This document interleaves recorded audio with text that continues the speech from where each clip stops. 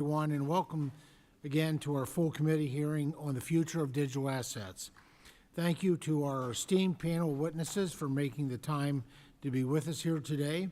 This is an important and rare opportunity to discuss this committee's work to create lasting change and cement America as a global leader in innovation. For almost a decade, Congress has debated the treatment of digital assets through hearings, bills, and meetings. The House Committee on Agriculture has played a critical role in this work. Since our first hearing in 2018, our guiding principles have not changed: foster American innovation and bring needed customer protections to digital asset-related activities and intermediaries. But we are not working alone. I want to thank Financial Services Chairman Hill for his leadership and the entire Financial Services Committee for their work with our committee. We've engaged in a remarkable partnership to examine these issues and propose solutions on a cross-committee bipartisan basis. Chairman Dusty Johnson has been a tremendous leader in this effort, and I want to thank him for everything he's done. In April, Chairman Johnson and Ranking Member Davis held a hearing that examined the promise digital assets hold for everyday Americans. But they also learned that the promise of digital assets depends on getting the right market structure legislation across the finish line. Last month, Chairman Johnson and Subcommittee Chairman Brian Steele of Financial Services held a joint roundtable to examine digital assets with both of our committees working together. That roundtable made it clear that current federal laws and regulations do not provide adequate rules of the road for those who want to engage with these emerging technologies. That is why last week the 10 bipartisan members of the House Agriculture and Financial Services Committees introduced the Digital Asset Market Clarity Act, or Clarity Act. The Clarity Act is a product of years of vigorous debate, stakeholder feedback, and technical assistance. I want to thank Chairman Hill for leading our effort, and Ranking Member Craig and Ranking Member Davis for joining Chairman Johnson, me, and other colleagues on both sides of the aisle in introducing the Clarity Act. I'm pleased to see the committee's long-standing tradition of leading together in a bipartisan manner continue. It is incumbent on us to embrace this opportunity and finally bring certainty to the users and developers of this technology. The United States is the beating heart of global finance and innovation. Let me thank the Trump administration for elevating this issue and recognizing the urgency of action in the digital asset space and the agencies who offered technical assistance. Years ago, other nations put pen to paper and created and enacted frameworks seeking to establish themselves as hubs for the development of the digital asset ecosystem. It is time that we do our work here in the United States too and implement a framework for trusted, reliable, and useful markets for digital assets. I look forward to the work ahead in getting the Clarity Act signed into law. Again, thank you to each of our witnesses for their willingness to participate in today's hearing, and I look forward to our discussion. And with that, I'd like to welcome the distinguished ranking member, the gentlewoman from Minnesota, Ms. Craig, for any opening remarks she would like to give. Well, thank you so much, Mr. Chairman. I want to first thank the witnesses for coming to Capitol Hill to share your perspectives with us here this morning. The Clarity Act is not a perfect bill, and there are improvements that I hope still can be made. However, I was pleased to join with the chairman and others on this committee to put forth the legislation because at the end of the day, we need to bring consumer protection and a market structure to digital assets in our financial system. Digital assets, including cryptocurrencies, are no longer a novel financial product. They have become and will continue to be integrated with, and in some instances, completely change our financial architecture. I believe it is critical that Congress establish clear protections for consumers and retail investors, as well as rules of the road for businesses dealing in digital assets. There are common sense regulations that the industry currently lacks, like requiring the sequestration of consumer funds for broker exchanges, ensuring consumer deposits are not misused, and that retail investors are not left holding the bag when bad actors commit fraud. I hope that these are all things that this body can agree on. If Congress does its job well with this legislation, we will hear more stories of innovation and success. Legitimate enterprises will innovate and thrive, and consumers will be able to engage with their services and products without undue financial risk. This technology and these markets are growing rapidly, and Americans are engaging at a rapid pace. We have a responsibility to be part of the solution and to protect them. But I do want to add that we cannot ignore the fact that the President of the United States is making this debate a lot more difficult. Under current law, members of Congress, judges, and their respective staffs and other federal employees may not use non-public information to trade in markets overseen by the CFTC or share non-public information with others so they can trade. This bill rightly adds digital commodities to those prohibitions, yet these limits, which apply to us, do not apply to the president. And when we have a president hawking meme coins and his family, that is a very difficult situation for this body. Our work here is critical to getting this right for retail investors, and I'm glad we're here today. I again want to thank the chairman for holding this hearing and for working with us over the course of the last week to help improve the Clarity Act. I hope we can build upon this success as the bill moves through the legislative process. Thank you again to our witnesses, and I yield back. Thank the gentlelady. The chair would request that other members submit their opening statements for the record so the witnesses may begin their testimony to ensure that there is adequate and ample time for questions. Our first witness today is Dr. Avery Ching, of the CEO and co-founder of Aptos Labs. Our next witness is the Honorable Michael Pivovar, who is currently the Executive Vice President of the Milken Institute. He is also a former commissioner and was the acting chairman of the Securities and Exchange Commission. Our third witness today is Mrs. Chelsea Pizzola, a partner at Wilkie, Farr & Gallagher, LLP. And our fourth and final witness today is Mr. Ryan Miller, a partner at Lowenstein Sadler, LLP. He also chairs the Commodities Future and Derivatives Group and is the co-chair of the Lowenstein Crypto. Thank you all for joining us today, and we now look forward to your testimony. You'll each have 5 minutes.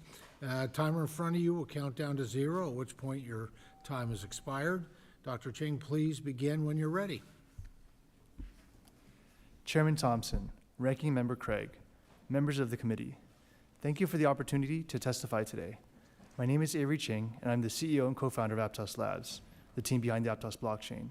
I hold a PhD in supercomputing and have spent my career scaling technology at Yahoo, Facebook, and now Aptos. In 2021, I co-founded Aptos Labs to advance the next era of the internet, starting with a global scale and highly secure blockchain, capable of transforming payments, commerce, digital identity, and beyond. Aptos Labs was established and is headquartered in the US. We're proud to contribute to American innovation and job creation. Aptos is a high-performance, permissionless, proof-of-stake, Layer 1 blockchain designed to support internet-scale applications and their billions of users. Like the internet, it's open infrastructure that enables anyone to build applications on top of it. Unlike centralized systems, Aptos is maintained by a distributed network of participants, validators, developers, and users. Digital assets, or tokens, are essential for these decentralized systems to function. They provide the incentive, security, and governance mechanisms that keep the network running. For example, APT is the native token of Aptos and is essential to the network's operation and to access the network. It plays 3 key roles. First, the token is used to secure the network. In order to record transactions on the blockchain, validators are selected based on the amount of APT tokens they stake or lock up as collateral. This mechanism uses APT to secure the network by preventing attacks from malicious actors. The token is also used to programmatically reward validators for truthfully recording transactions, commonly known as staking. Second, APT holders can propose and vote on protocol upgrades, ensuring decentralized decision-making. Third, APT is used to pay transaction fees. These fees, averaging fractions of a cent, are required for submitting activities to the blockchain. Even though they are small, these fees serve as a protective measure against spam and denial of service attacks, ensuring the network remains secure and efficient. Security, decentralization, and utility are what make blockchains like Aptos capable of supporting real-world applications at scale. Today, these applications are no longer theoretical. More than 1,000 developers are building on Aptos, and hundreds of live projects are delivering value across industries like finance, commerce, entertainment, and infrastructure. Some of the world's largest financial institutions, including BlackRock, Franklin Templeton, and Apollo, have launched regulated tokenized money markets and other funds on Aptos. Doing so increases transparency, enables real-time peer-to-peer transfers, and boosts operational efficiency. The PACT protocol is a blockchain-based platform for licensed lenders in emerging markets. The platform allows these lenders to originate and service loans on the blockchain, offering transparency and efficiency to lenders and borrowers alike. Over $1 billion in loans have been issued through PACT, helping small businesses access faster capital, enabling them to buy equipment, open shops, or invest in clean energy. Aptos also powers new forms of engagement in entertainment and commerce. Projects use Aptos to issue tokenized tickets, cutting out intermediaries, reducing costs, and offering collectible digital ticket stubs that drive loyalty and fan engagement.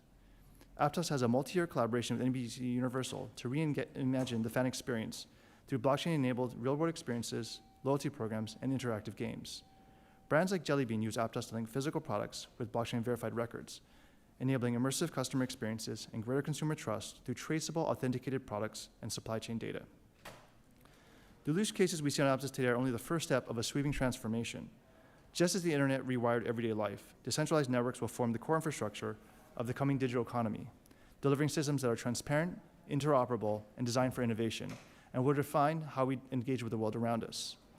Tokens serve a vital role in every application built on a blockchain. For blockchain innovation to grow responsibly in the US, developers need clear regulatory guidance around token issuance and distributions. We're ready to help realize that mission, and we're grateful for this committee's leadership in making it possible. Market structure legislation and well-defined consistent rules around token issuance and distribution will ensure that networks like Aptos can function as designed. US builders can innovate while staying compliant and competitive, and regulators can enforce meaningful consumer protections. The infrastructure is ready. Regulatory clarity will ensure US leadership in the next era of the internet. We stand ready to work with the committee in this regard, and I'm grateful for the committee's leadership. I look forward to answering your questions. Thank you, sir. Mr. Pivovar, please begin when you're ready. Great. Good morning, Chairman Thompson, Ranking Member Craig, and members of the committee. Thank you for inviting me to testify today. My name is Mike Pivovar, and I'm the Executive Vice President of the Milken Institute's Finance Pillar and the President of our newly announced Economic Mobility Alliance. The Milken Institute is committed to supporting legislation that will establish a workable framework to bring clarity to the digital asset market. My colleagues and I believe the Clarity Act crafts a framework that addresses regulatory gaps, jurisdictional boundaries, and pathways for responsible innovation. It reinforces the U.S. financial system's growth, competitiveness, and resilience. As you consider next steps in the legislative process, we look forward to continuing to work on this bipartisan issue with this committee and the House Financial Services Committee. Prior to joining the Institute, I served as Commissioner and Acting Chairman of the Securities and Exchange Commission. In those roles, I saw firsthand how the U.S. capital markets are the envy of the world. They are the world's deepest, most liquid, and most transparent. They are the most efficient at allocating capital from investors seeking lifetime financial security to job-creating entrepreneurs like Avery. I saw how the historical success of our capital markets has led to jobs, economic growth and competitiveness, and increased standard of living for everyday Americans. And I saw how much of that success can be attributed to the SEC's long history of focusing on its threefold mission: protecting investors, maintaining fair, orderly, and efficient markets, and promoting capital formation. During my tenure, I worked to incorporate dozens of rulemakings required by the Dodd-Frank Act and the Jobs Act into that mission. As we look to future innovations in capital-raising activities in digital asset markets, the critical role played by the SEC will become even more important for the United States to maintain our economic competitiveness. My written testimony focuses on the critical role that the SEC plays in regulating our capital markets and how that expertise can be applied to digital asset markets. I provide examples of how the SEC is already applying their existing authorities to do so. I also discuss how key provisions of the Clarity Act grant new authorities to the SEC that aligns its mission with the functional application to the digital asset markets. Finally, I offer a few recommendations as you consider next steps in the legislative process. Chairman Thompson, Ranking Member Craig, and members of the committee, Thank you for your leadership in finding bipartisan and cross-committee solutions and for building bicameral consensus to create clear and workable regulatory framework for digital assets in the United States. And thank you for the opportunity to testify on the critical role that the SEC, working with the CFTC, will provide in promulgating, administering, and enforcing regulations that align with its mission and promote innovation. I'm happy to answer any questions you may have. Mr. Beaver, thank you so much. Mr. Miller, please begin when you're ready. Thank you. Chairman Thompson, Ranking Member Craig, and members of the committee, it's a privilege and honor to have been invited to appear at this hearing. Thank you. My name is Ryan Miller, and while I grew up in Oklahoma, I've been a financial markets lawyer in New York City for the past 15 years. I'm here to offer my voice, my support on a single message. The time to act on digital asset market structure legislation is now. I do think that the time has come, and we cannot afford further delay. My perspective on this comes from my experience in the financial markets, and I want to share some of that with the committee. I've spent my career at the intersection of market regulation, innovation, and risk. I was fortunate to have worked at the CFTC during the Dodd-Frank rule writing years, which is familiar to many on this committee. And since then, I've advised financial institutions, exchanges, and crypto firms on financial market regulation. As many of you might know, I also lived through the collapse of the FTX Global Cryptocurrency Exchange. I was the FTX U.S. General Counsel for a little more than 1 year. I want to start with a few observations about my FTX experience. The failure of FTX is often talked about as a run on the bank or a liquidity crisis, and this committee knows well that is not what happened. FTX was not a bank. It was a cryptocurrency exchange charged with protecting customer assets. The FTX failure was the result of a concealed fraud performed by the most senior members of the FTX founding team. As my written statement reflects in greater detail, I first learned in early November 2022 that approximately $8 billion in customer assets on the FTX Global platform were simply gone. A small group of insiders at the global FTX entity had misappropriated billions of dollars and customer funds for personal use.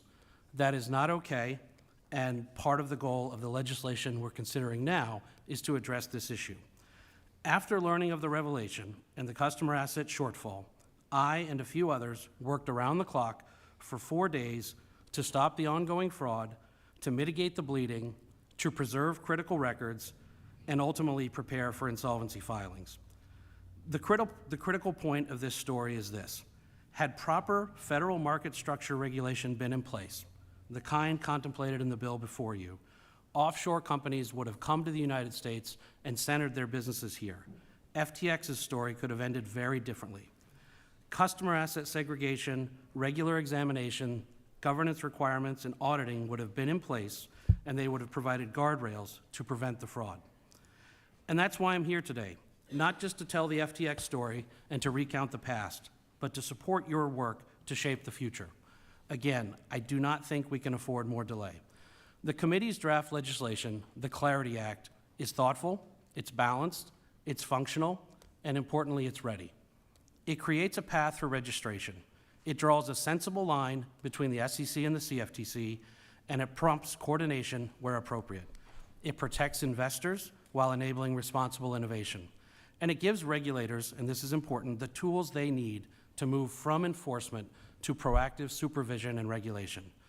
Critically, it also ends the state-by-state regulatory patchwork that is pushing innovators offshore.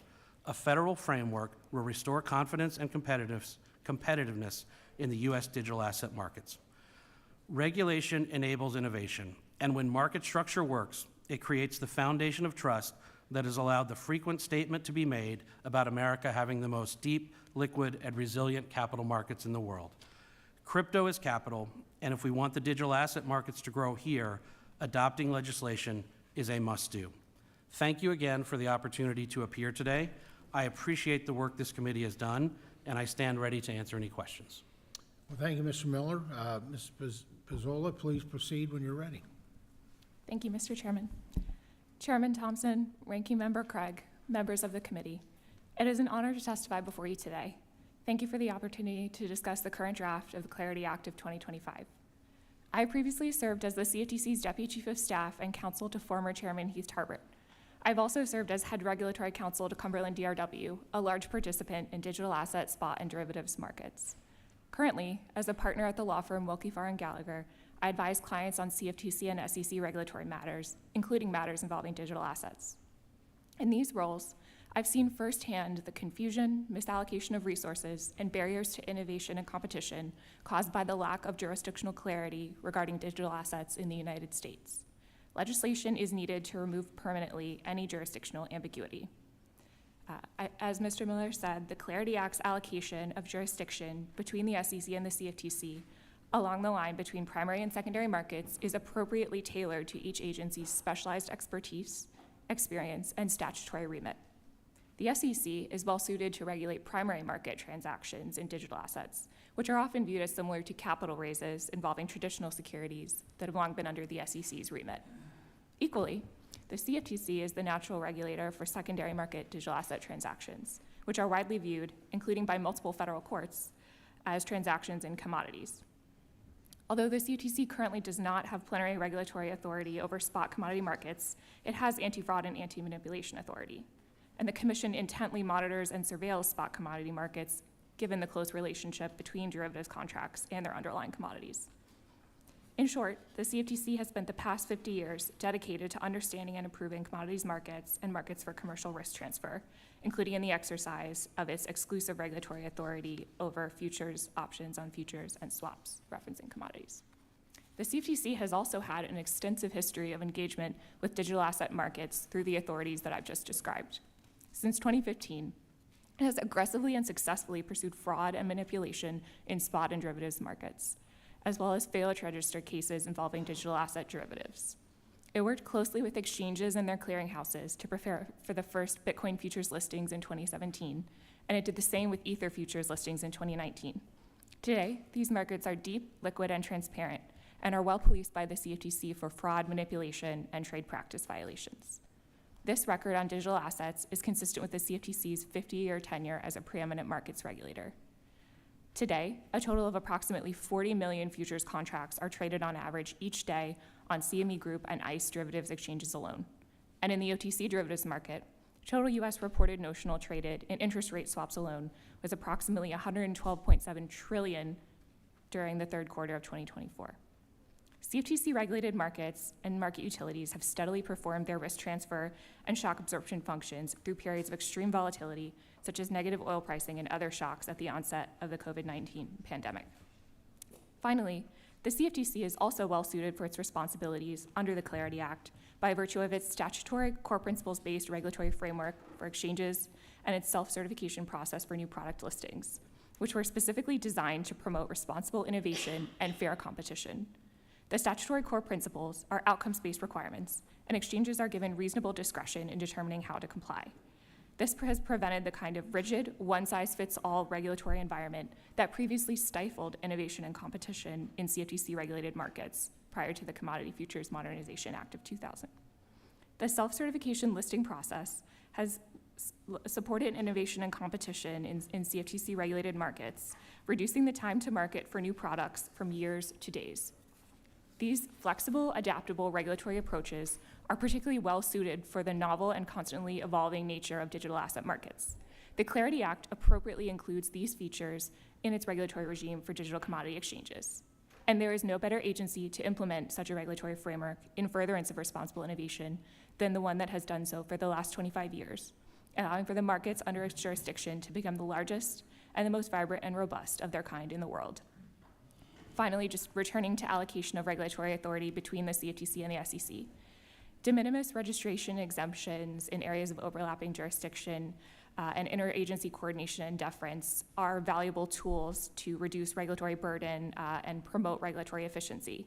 But beyond these limited exemptions and targeted deference, holistic CFTC oversight of the secondary digital commodity markets is necessary to avoid fragmentation in market regulation, monitoring, and surveillance. Yet ultimately, exactly how the line is drawn between CFTC and SEC jurisdiction is less important than ensuring that a clear, durable line is drawn through lasting legislation. We should not allow inaction to perpetuate an environment of regulatory uncertainty. Digital asset entrepreneurs and the American people deserve better. Thank you. Thank you, Ms. Mazzola. At this time, members will be recognized for questions in order of seniority, alternating between majority and minority members, and in order of arrival for those who joined us after the hearing convened. You'll be recognized for 5 minutes, each in order to allow us to get to as many questions as possible, and I recognize myself for 5 minutes. Mrs. Pizzola, in your testimony, you mentioned there is no better agency to implement a bill like the Clarity Act and further responsible innovation. Please explain why CFTC is best suited and how it is uniquely situated among federal regulators on this front. Thank you for the question, Mr. Chairman. I believe the CFTC is best suited to regulate secondary digital commodity markets in furtherance of responsible innovation because of its experience, its expertise, and its statutory remit. It currently monitors and surveils spot commodity markets closely, given the close relationship between derivatives contracts and their underlying commodities. It's engaged in that activity for 50 years, and its predecessor did so before the CFTC was established. And it's spent the past 10 years engaging productively with digital asset spot and derivatives markets. We saw this through its efforts to promote integrity through its very vigorous enforcement program, rooting out fraud and manipulation, as I said, in both the spot and derivatives markets. We've also seen this in the CFTC's oversight of the launch of Bitcoin and Ether futures, years ago now, that have since become vibrant, well-policed markets. We've seen this, as Mr. Miller mentioned, in the FTX bankruptcy. We saw that the CFTC regulated entities within the FTX group were the only ones that were able to return all customer funds without any loss, without having to go through the bankruptcy. And that, again, as Mr. Miller said, is because of sort of the diligent oversight and examinations that CFTC staff had and engaged in regularly to prevent the sort of misappropriation of funds that happened with other entities within the group. So essentially, I would just sum up and say that the CFTC has 25 years of experience in implementing the kind of flexible, core principles-based framework and self-certification process that here, I think are key elements of the Clarity Act's regulatory regime for exchanges. And they've proven over time to support responsible innovation through thousands of product listings, dozens of new market entrants. And I really just think this is the right structure for digital asset markets, and the CFTC is the right regulator to implement that structure given its experience. Thank you, ma'am. Mr. Miller, thank you for sharing your story. In the FTX collapse, the only FTX entity in the United States with federal regulatory oversight was the FTX U.S. Derivatives, which is overseen by CFTC. Please describe for us how CFTC's oversight of FTX U.S. derivatives spared it from getting wrapped up in the activities of the FTX foreign entities. Thank you, Chairman. Great question. FTX U.S. Derivatives was registered with the CFTC, both as a designated contract market and a derivatives clearing organization. The tools in place were very simple. Customer assets were held at a third-party custodian, segregated from the treasury and company assets of FTX U.S. Derivatives. Customer assets were in separate accounts. They were subject to rule and legal structures that protected them as such, and they were not able to be accessed either by FTX U.S. Derivatives or the broader enterprise. It's not more complicated than putting U.S. customer assets in a segregated place and protecting those with law. Are you concerned something similar to the FTX debacle could occur in the United States if digital assets market structure legislation is not enacted by Congress, and how urgent is it that Congress act? Another great question. I started my statement with urging prompt action, and I believe that sincerely because what we have now is a 50-state regulatory program that doesn't necessarily impose governance requirements, examinations, audits, and the types of standards we see at our federal markets regulators. I think the states do a great job at making sure that their standards are followed and that their registration requirements are met. However, we have the 25 and 50 years of experience at our federal markets regulators to bring to bear, and this statute allows that to happen. So how would Clarity prevent an event like that from happening? So the Clarity Act, as drafted, the most important point is that it prompts registration. The registration brings in examinations, auditing, governance requirements, independent directors, and record keeping. That tool set allows both regulators and the governance body of any entity to ensure that what the entity says is happening is taking place. And so the registration provisions and the accompanying compliance programs in the Act do clearly what we're asking for in this space. It's my time and recognize gentlelady from Minnesota, Ranking Member Representative Craig, for 5 minutes. Thank you so much, Mr. Chairman. I want to begin with a focus on consumer protection, and a key component of that, in my mind, is educating your customers. The better we can increase the financial literacy and risks for retail customers, the better prepared they will be to face those risks and the opportunities that these new markets present. In addition to establishing a regulatory framework for digital commodities that includes important basic protections for customers like segregation of funds and disclosures, the Clarity Act would also require the CFTC and the SEC to jointly study how to increase financial literacy of retail digital commodity holders and improve their coordination on customer education in this space. For those of you on the panel who have experience working at the CFTC or the SEC, can you talk to us a little bit about the agency's respective customer education programs, and do you have any suggestions on ways we can help improve customer education and outreach surrounding digital commodities? I'll go first. Thank you. At the Securities and Exchange Commission, there's an office dedicated to this. It's called the Office of Investor Education and Advocacy. And they engage in a number of financial literacy or financial education type programs. They actually have their own website called investor.gov that separate and apart from the SEC's website. And there's a number of different things that they do to try to educate folks. There's an entire page dedicated to digital assets and investing in those assets. Also, I mentioned in my opening testimony that the SEC is already using its existing authority in the digital asset space, and one way they're doing that is issuing staff statements to let people know various things. So, for example, they've said meme coins are not securities and do not fall under the federal securities laws, and so therefore you do not have the protection of the federal securities laws from that. Basically, a caveat emptor to letting them know those sorts of things. They've issued a number of other statements on other things, proof of work staking, proof of other sorts of things that they've done too. So they have a number of different mechanisms for doing that. It's a critical moment in time to make sure that investors know those are not protected. With respect to the CFTC, any comments there? I can start, Ranking Member, and then my colleague, Mr. Miller, can jump in. Yes, the CFTC does have, like the SEC, as many here may know, a separate Office of Customer Education and Outreach.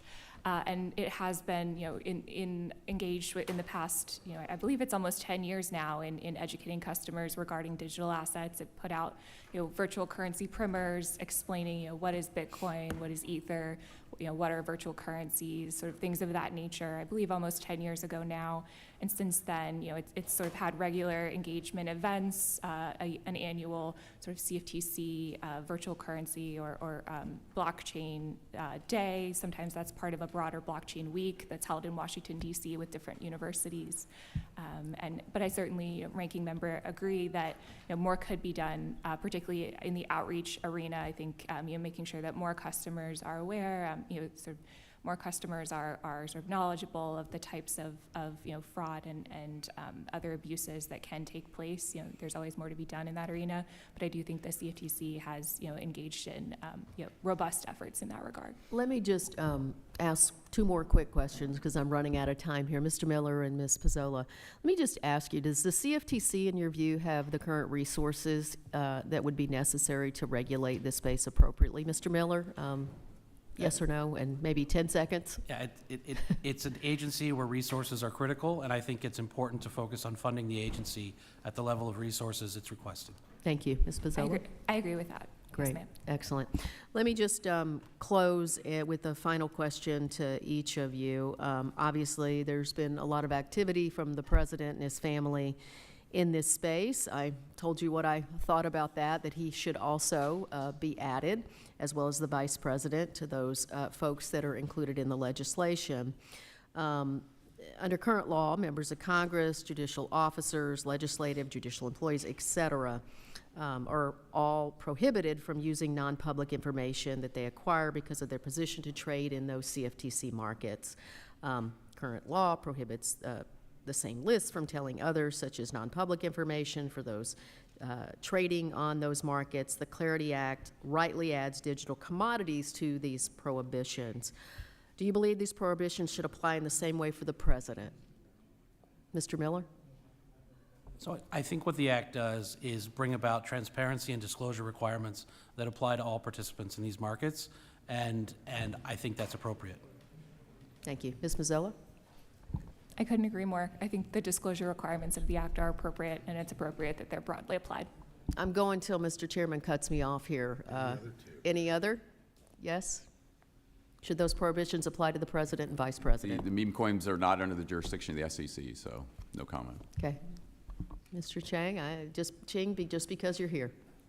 I agree with our colleagues that the more disclosure and the rules formed by this commission are going to really help with that in the future. Thank you. Not quite the same as prohibition, but thank you, and I yield back.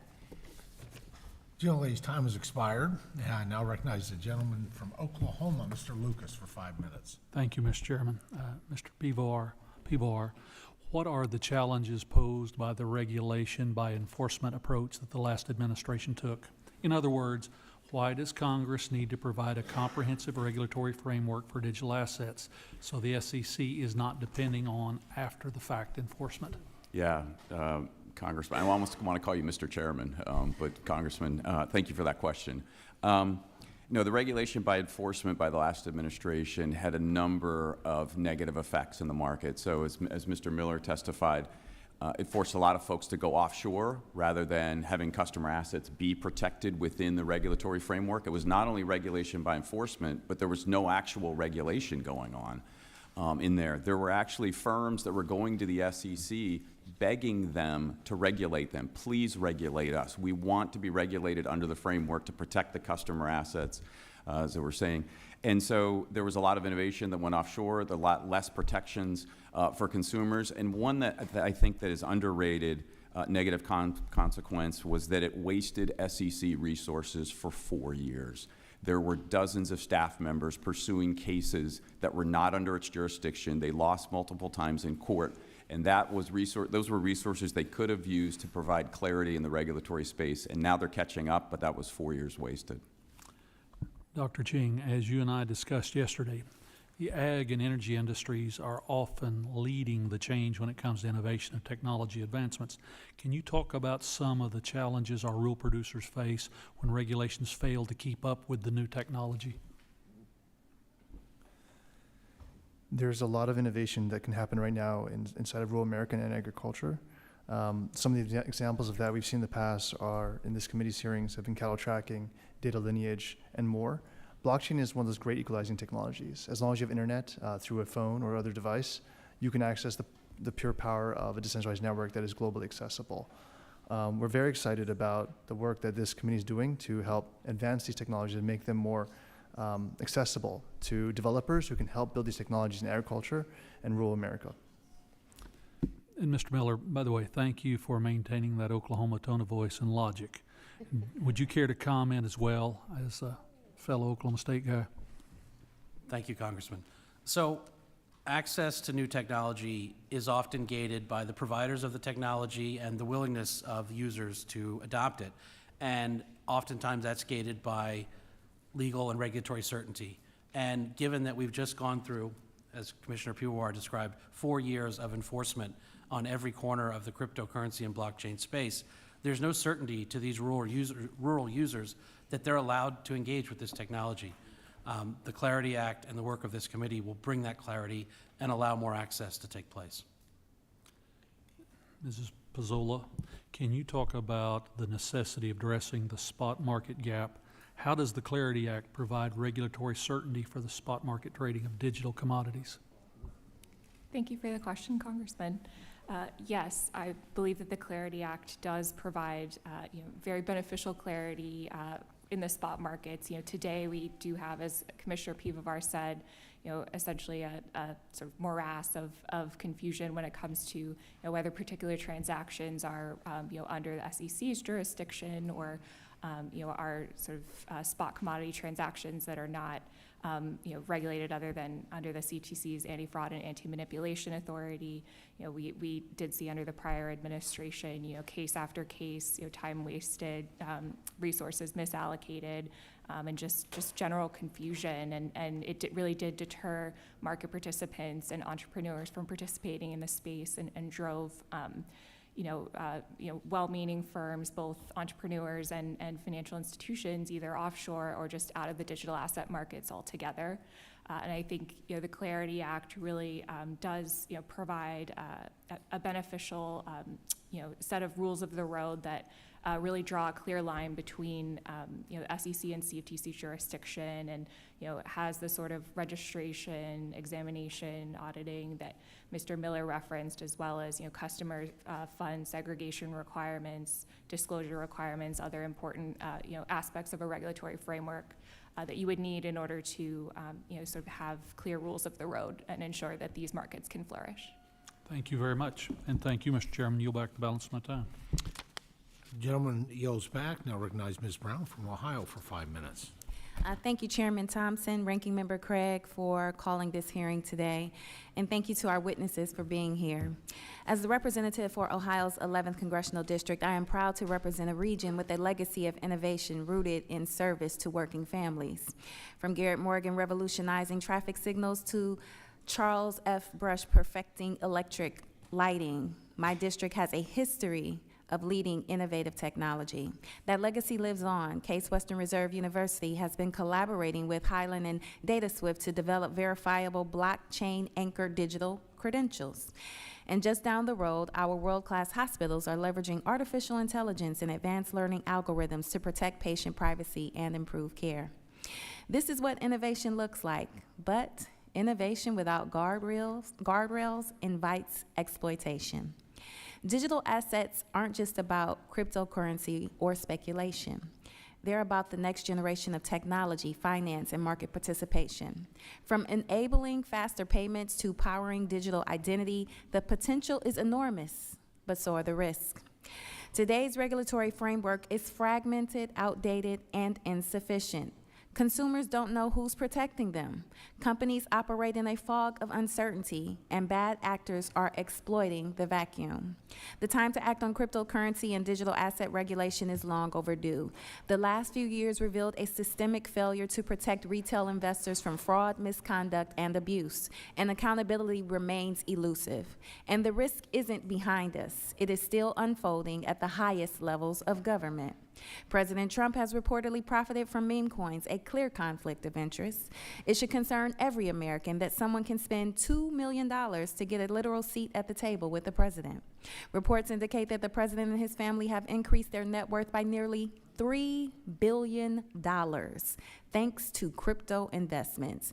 And 40% of the president's net worth is now tied to crypto. This isn't just about ethics, it's about oversight. We need clear, consistent, and forward-looking regulation, not just to protect consumers, but to give businesses the certainty they need to innovate and grow responsibly. Mr. Miller, you had a front row seat to the FTX collapse. In your view, are current regulatory frameworks capable of protecting retail investors from the kind of misconduct we saw there? And what critical protections were missing that allowed billions in customer assets to vanish? Thank you for the question, Congresswoman. I think the tools that we want to bring to bear are capital requirements, customer asset segregation, examination, and audits. And those are the tools baked into the current draft of the Clarity Act. When you bring that set of tools and regulatory programs into an entity that's holding customer assets, that gives regulators the ability to enforce what the law says. Thank you. Dr. Pivovar, Even if agencies like the CFTC or SEC have rulemaking authority, they may lack tools to ensure transparency and consumer redress. Should they, or possibly the CFPB or another regulator, be empowered to develop a national digital asset consumer protection standard? And if so, what should that include? Disclosures, recourse mechanisms, or real-time fraud monitoring? Yeah, thank you for your question. I believe that the SEC and the CFTC have the tools and the necessary authorities, not only the existing ones, but the ones provided in the Clarity Act. In particular, I note that the Clarity Act exempts digital commodity issuers from traditional securities regulation. However, it applies a very tailored approach using the SEC's expertise. So the SEC provides disclosures not only for public companies, but also for investment companies like mutual funds, ETFs, closed-end funds. They have the expertise and the tools to apply those that fall under their jurisdiction, and I have the confidence that the CFTC also has under theirs. Thank you. And Ms. Pizzola, if Congress fails to act, what do you believe the long-term consequences are for low-income and minority consumers who already face deceptive marketing and limited financial protections? Thank you for the question, Congresswoman. I believe that financial institutions that may otherwise support financial inclusion for those types of Americans will continue to be deterred from participating in this space, and that sort of again the types of financial inclusion mechanisms that digital assets can provide will continue to be sort of pushed offshore, as we've seen for the past several years due to the regulatory fragmentation that you mentioned. Thank you. Discussion like today's highlight why this committee's work is so important. Through thoughtful dialogue, we can finally begin to bring digital assets out of the regulatory shadows by ensuring there are rules of the road that protect consumers, promote responsible innovation, and preserve U.S. competitiveness. I look forward to continuing this discussion with my colleagues. And with that, Mr. Chairman, I yield back. Thank you. Generally's time has expired. Now recognize Representative Boss for 5 minutes. Thank you, Mr. Chairman. Mr. Miller, given your background and experience, is it important for market participants to proactively know which assets are subject to CFTC's oversight and which assets are subject to the SEC's oversight, and if so, why? Thank you for the question. It is important to know who your regulator is and who your service provider's regulator is, because we have long-standing laws that govern how those assets are protected and how those assets are treated, depending who the regulator is in the case of insolvency or otherwise. And so it's critical that a customer can look at a business and understand who its regulator is. So does it enhance customers' protection to provide clear lines so they know exactly where the guardrails are and who they're dealing with? Absolutely. Ms. Pizzola, you have worked at CFTC as well and on behalf of several firms regulated by the CFTC. Can you talk about the agency's principle-based approaches and why that would serve as a good fit for digital assets? Congressman, thank you for the question. The principles-based approach that we have under the Commodity Exchange Act, it's really a flexible framework. It establishes outcomes-based requirements, and it gives exchanges and other registered entities reasonable discretion in determining how to comply. And it's expressly designed to promote responsible innovation, which we all want to see in the digital asset space. And ever since it was enacted 25 years ago, it's really allowed exchanges to tailor their compliance efforts to their unique business models. And I think that flexibility, that approach works very well in the digital asset space because of, the constant innovation, the evolving nature of the space. I think we've seen that it's supported the proliferation of a variety of new entrants in the exchange operating space, including multiple CFTC-regulated platforms that specialize in digital asset products today. And so, I think it's a great fit for the digital asset industry because of those features. I just want to say that, as we're moving forward with this, the first time I heard about any digital, obviously it was Bitcoin that everybody talked about.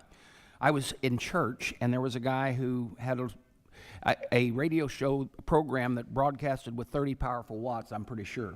And it was amazing to me. He came up and he said, "You've got to know about this." And honest to goodness, it has been trying to get educated. And so adding to where early on the Ranking Member Craig went, educating people specifically on understanding how Bitcoin, because you can get online and literally blow your head up trying to figure out what digital assets and how you work them and how you, the only thing I can compare it to is whenever we went to the paper dollar and you no longer had gold and silver in your hand. And this is the same type situation, and trying to get a wrap around to protect people's literally assets that are floating out there and try to understand how to use them is challenging, but your help is tremendous. Thank you for your input, and look forward to where we're going with this. Thank you, and I yield back. Gentleman yields back. Now, please recognize the young lady from Oregon, Ms. Salinas, for 5 minutes.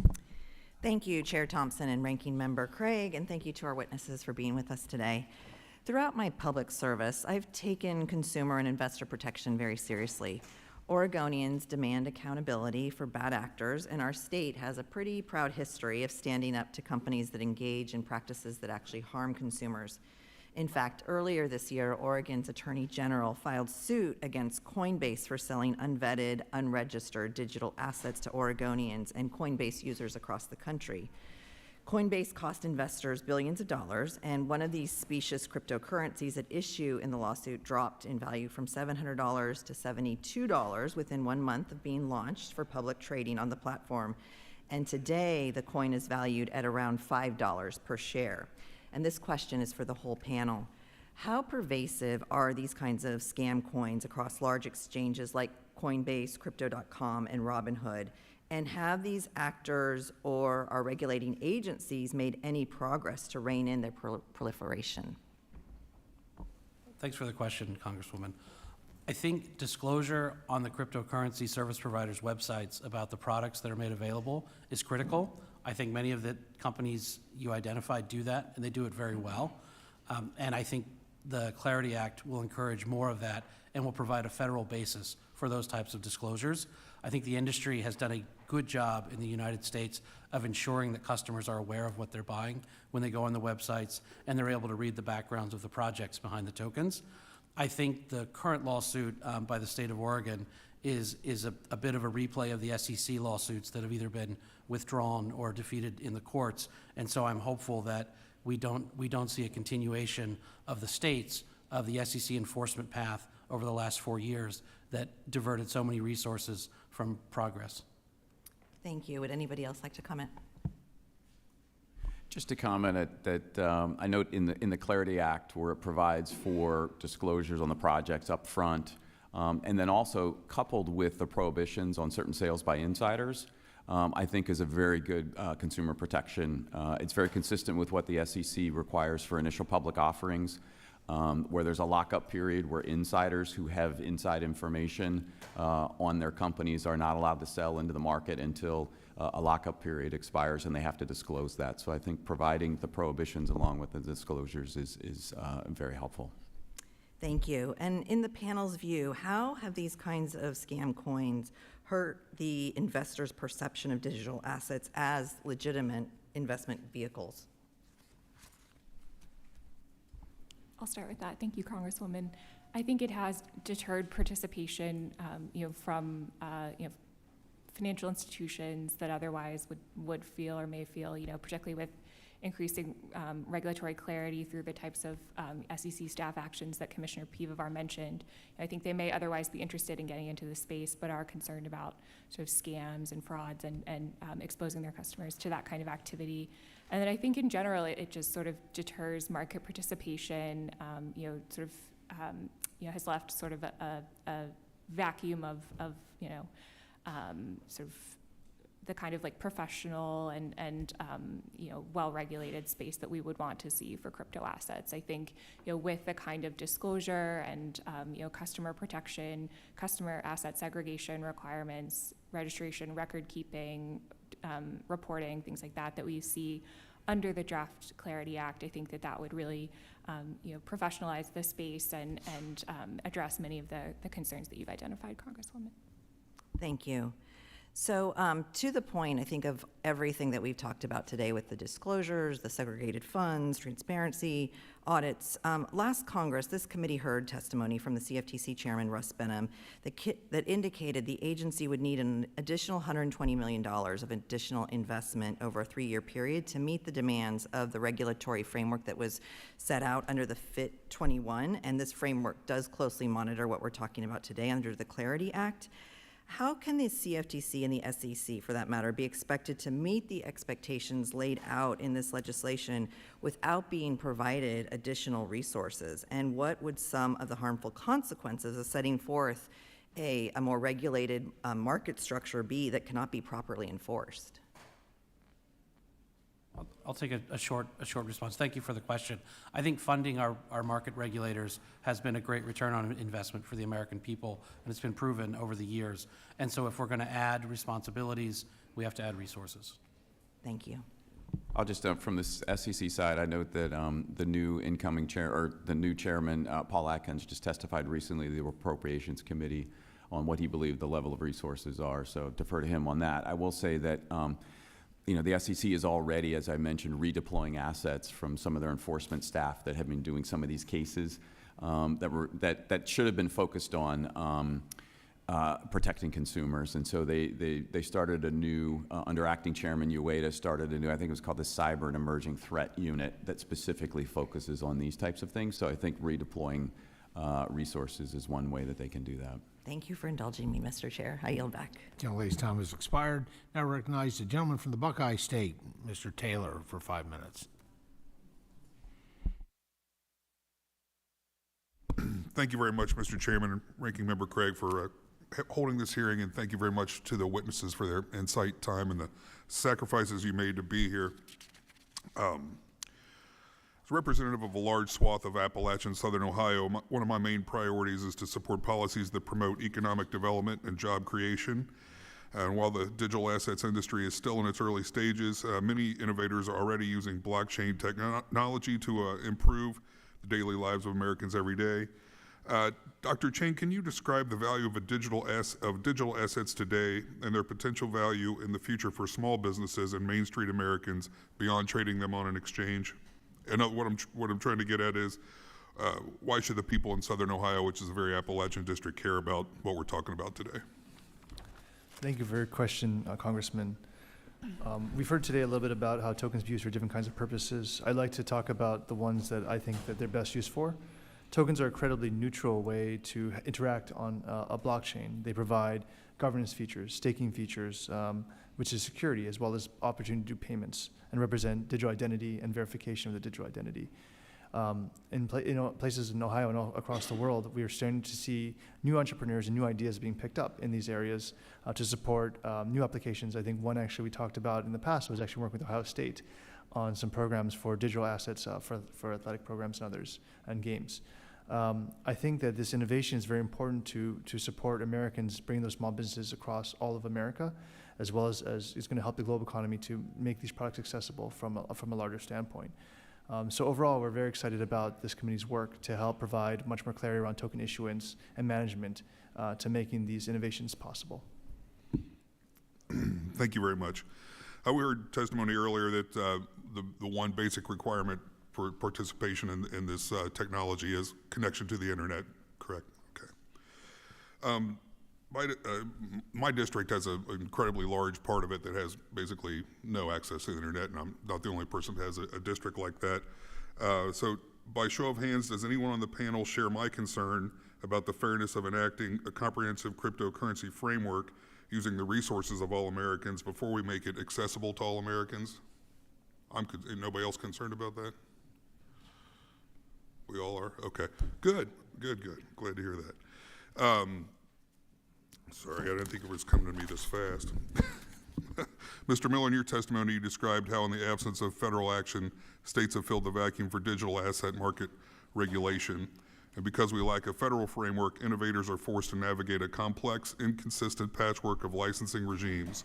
As a small business owner myself, I know the last thing entrepreneurs want to think about is regulations. Every minute you spend thinking about regulations is a minute that's not spent improving your business.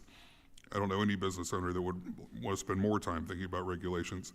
So in the current regulatory environment, can you describe further the steps that a digital asset entrepreneur must take if they want to scale at a national level? Thank you for the question, Congressman. It's a great question and one that we get often. There are at least 40, maybe 45 states that have clear licensing requirements for many types of digital asset businesses that involve transferring assets between customers. Certain states, it can be a multi-year process. The cost estimate, if someone wants a 50-state program, it can be in the millions of dollars. It is a burden that many have faced and decided to not start their business in the United States. Thank you very much. Just for clarification of my previous question, do you guys, has there been an estimate of the cost that goes into building the rulemaking framework? Is anybody familiar with, I know that's going to be ultimately our job, but is anybody aware of what they estimate that cost to be? It's okay if I it's have not seen an overall cost, but as both agencies are required by law when they engage in particular rulemakings to look at the costs and benefits of each of the particular regulations that they're putting in place. So they will be coming out on an individual basis. Sure. So the point of my earlier question, in case it wasn't clear, is the taxpayer money from everybody is going to be used for whatever the cost of these two agencies' big framework is going to be. But until we get everybody access to the internet, they won't be able to participate in it. Is that where we are? I'll engage this way. I think blockchain provides an opportunity for inclusion and access to financial services. And if that's the promise of it, then we need to distribute it and deliver it to those who need to access it. So you're in favor of making sure everyone has access to the internet before we worry about this framework? I'm exceptionally pro-internet, and I'm also pro-blockchain legislation. Fair enough. And I want to note that the Milken Institute, we worked on a provision of the bipartisan infrastructure bill that has $2 billion at Department of Commerce that rural communities can apply for to get broadband. Okay. So Thank I'm you all happy to very put you in much. contact, yeah. I appreciate it. Yield back, Mr. Chairman. Gentleman yields, now recognize gentleman from Alabama, Mr. Figures, for 5 minutes.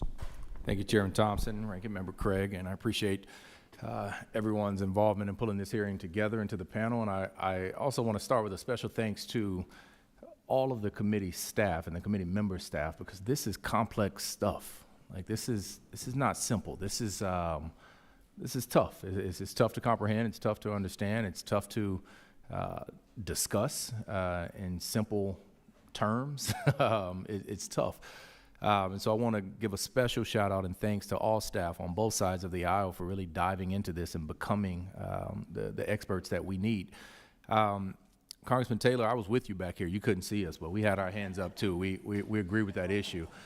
I represent a very rural part of Alabama for the most part. I have Mobile and Montgomery, but I'm pretty sure those are probably the only two cities in my district that most of you guys have heard of. We have a very significant rural broadband access issue. And so I too am committed and want to work with you, Congressman Taylor, to make sure that in the context of this being a future element, a significant and growing element of our economy, that we are not leaving rural America and rural Alabama in the dust simply because they don't have the ability to be able to plug into the future. And that's a real thing. You can pull up to McDonald's in my district on any school day and see it full of cars, with more cars than people are inside the restaurant, because that's their only access to be able to get on the internet to do homework. And so that's a real concern. And Congressman Taylor, I want to work with you on that going forward. Spoke to the complexities of these issues, and literacy is enormously important here, because we all here, we sit here and we look very smart and educated and informed in discussing this subject, but I can guarantee you there are probably less than 20% of members of Congress who can have deeper than a surface level conversation about this issue, because it is tough. And we have the benefits of staff that can get us up to speed on it. But the average person doesn't. And so, people in Alabama and Mississippi and Ohio, they don't have the luxury of having somebody to be able to explain to them what cryptocurrency is. And I believe that is what contributes to a lot of the fear and misunderstanding and misinformation that's out there about the industry. And so I want to, make sure that what we're doing here in regulating this is going to contribute to enhancing literacy across the spectrum of a future, quite possibly cornerstone of the American economy. And so, Dr. Ching, what does this bill do for that in terms of financial literacy, particularly to those highly vulnerable, groups and populations and communities across the country? Thank you for your question, Congressman. And just want to address, as an industry on the product side, we are working actually really hard to support new types of applications where the blockchain can be used without the internet. And so you can imagine a world where even without internet, with using Bluetooth technology or other kind of like just person-to-person communication, you can transact in the same way and have those transactions then be finalized on a blockchain when they do come connect it with the internet at some point in time in the future. This regulation is very helpful to actually define, again, the token issuance rules and having this innovation come into America. A lot of the projects we work with in the past, ourselves included, have had trouble understanding these rules and regulations and spent considerable resources to try to understand them, and ultimately delayed our token launches or forced us into launching with a lot of uncertainty in the past.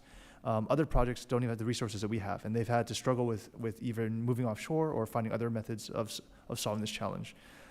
This clarity will be very, very helpful in helping the American innovation to happen in places in your district, in other places in rural America. And I think with that, that ability and definition, it'll bring back a lot of that entrepreneurial spirit to these areas and drive for technology in those areas as well. Thank you for that.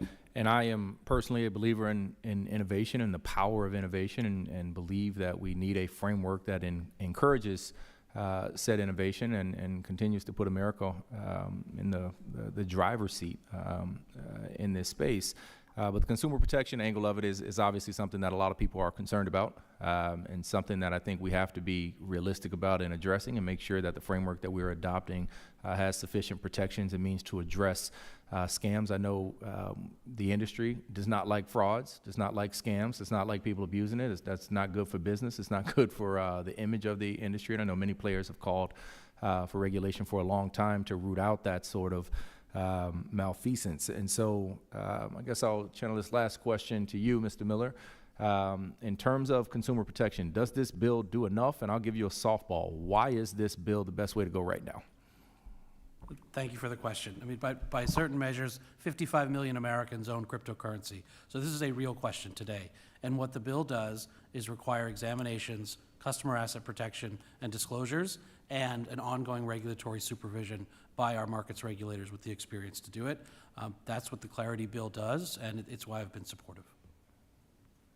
Thank you. I yield back, Mr. Chairman.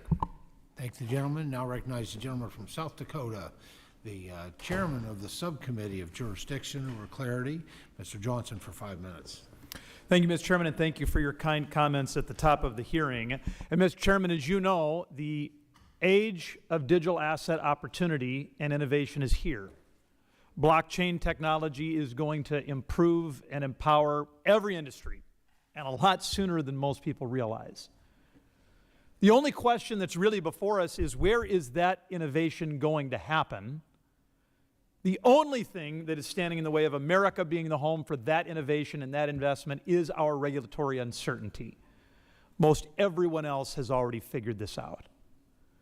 And so the Clarity Act, which has been a great joint effort between myself, the chairman, the ranking member, Don Davis, and our colleagues in financial services, is an attempt to banish that regulatory uncertainty, to unlock this innovation, unlock this investment, and make sure that those industries are empowered.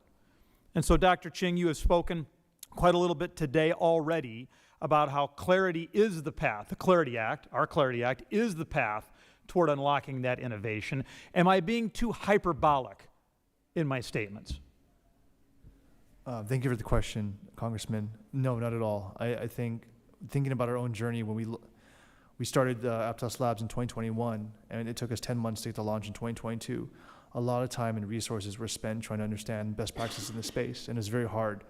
We ultimately ended up launching with a lot of uncertainty, and still have the uncertainty still today.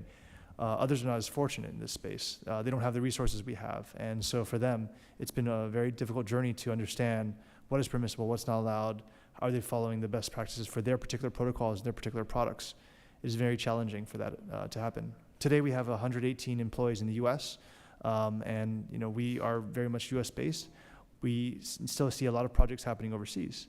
We'd love to see a lot of the projects happening back in the U.S., and we're here to support this committee and this path forward with the Clarity Act in making that happen. Ms. Pizzola, the Clarity Act, well, let me back up. There are some instances today when we have dual registration between the CFTC and the SEC, at least a couple instances of which I'm aware. Are the agencies able to handle that? Do stakeholders and market participants, are they able to, I mean, does it work? Yes, Congressman, it does work today. There are numerous financial institutions that are dually registered with both agencies. You have dual FCMs and broker-dealers, swap dealers, and security-based swap dealers. And I think the agencies, while they could certainly do more in the areas of harmonization and deference and coordination, I think there are today many sort of mechanisms already in place to try to minimize the regulatory burden and cost that comes along with dual registration. For example, we have capital requirements that the CFTC has that incorporate by reference SEC requirements for dual registrants to sort of ease the burden of having to comply with both capital regimes. We have the SEC has a time-limited no-action position for compliance with the security-based swap reporting requirements if entity complies with the CFTC's parallel requirements. There's portfolio margining that sort of eases the burden for entities that are engaged in offsetting positions and related products that are within each agency's respective jurisdiction, for example, treasuries and treasury futures. And so there are a lot of tools in the toolkit to try to minimize regulatory burden that exists today, and I think the agencies certainly could apply similar approaches under a dual registration framework under the Clarity Act. Thank you. Mr. Chairman, I would note that it seems like it's always easier to do nothing than to do something in Washington. It is really only a deadline that drives us to achieve something. And I would submit to my colleagues that we have a deadline before us. I believe that the next 18 months will see more innovation and more transformation in the blockchain and in the digital asset space than we've seen in the last 18 years. And every other developed country in the world has gotten this right. Now is our time. We have a deadline before us. If we want to protect consumers, if we want to unlock innovation, if we want to be the home of the kind of investment that will transform these industries, now is the time for us to get this right. And I'm grateful for my colleagues on both sides of the aisle that have put serious effort into this work product. With that, I would yield back. Gentleman yields back. Now recognize the icon of South Chicago, the gentleman from Illinois, Representative Jackson, for 5 minutes. Thank you, Chairman Thompson. Once again, thank you, our ranking member, Ms. Angie Craig. This is such a fascinating topic, and my comments specifically will be going to you, Dr. Penwar. You've got a very fascinating and storied career, particularly I feel as if you've been here before. With your great work on the Dodd-Frank Act and other good things, it seems to me that we're going through a bit of market hysteria. Our country says DEI is an inappropriate, illegal term. Only one person has said that it's ill-defined and not defined at all. There are no DEI laws, so you can't break a law that's not a law. It's an aspiration, diversity, out of many we're one, equity, equal protection, inclusiveness. You want to bring more people in.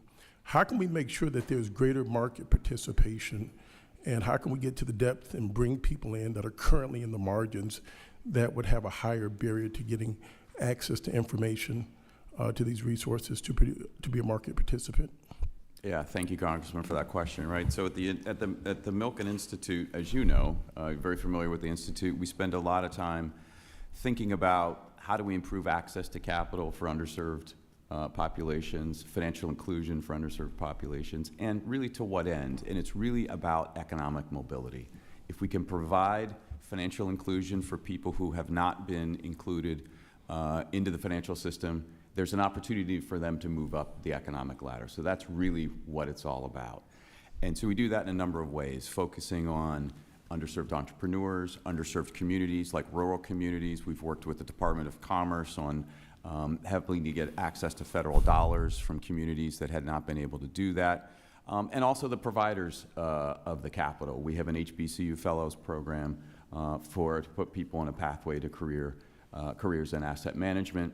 And a lifetime financial security program looking exactly what you're looking at is how do we get more investment opportunities for folks that maybe don't have $100,000 to invest at small dollar amounts. And that's where a well-regulated system that promotes competition is the best way to do that, because then you get competitors competing for everybody, whether it's offering access to the financial system in a brick and mortar situation or on the phone or whatever it is. The more competition you get, and we've seen that the costs have gone down and down and down over decades. And thank you, Dr. Pivowar. Another question, probably a little more technical, but I wish I had you for a few hours to talk to you all by myself. But from the capital markets perspective, efficiency and liquidity are critical drivers of innovation and growth. We accept that. How do you see the current regulatory environment impacting liquidity specifically for the formation of the crypto markets? I'm more concerned about how they reduce the bid-ask price, how they'll be the next evolution of innovation in this market. Yeah, no, that's a wonderful question. You know, given the SEC's, I mentioned the threefold mandate, right? And it's the key here is, as you mentioned, liquidity, efficiency, and I would add price discovery. So if we can provide a proper framework where people feel protected, have the information to make informed decisions in terms of buying, selling, holding securities, right? That will create more efficient markets. You will have better price discovery, better liquidity for the investors, and a more efficient allocation of resources in terms of capital formation for the entrepreneurs like Avery here, and we'll get more innovation. So it's a virtuous circle. And the last question I would ask, because I'm very much concerned about, you have to grow the market, increase liquidity, all the other good drivers in there, but considering the historical access, that diversity is an initiative, equity is an initiative.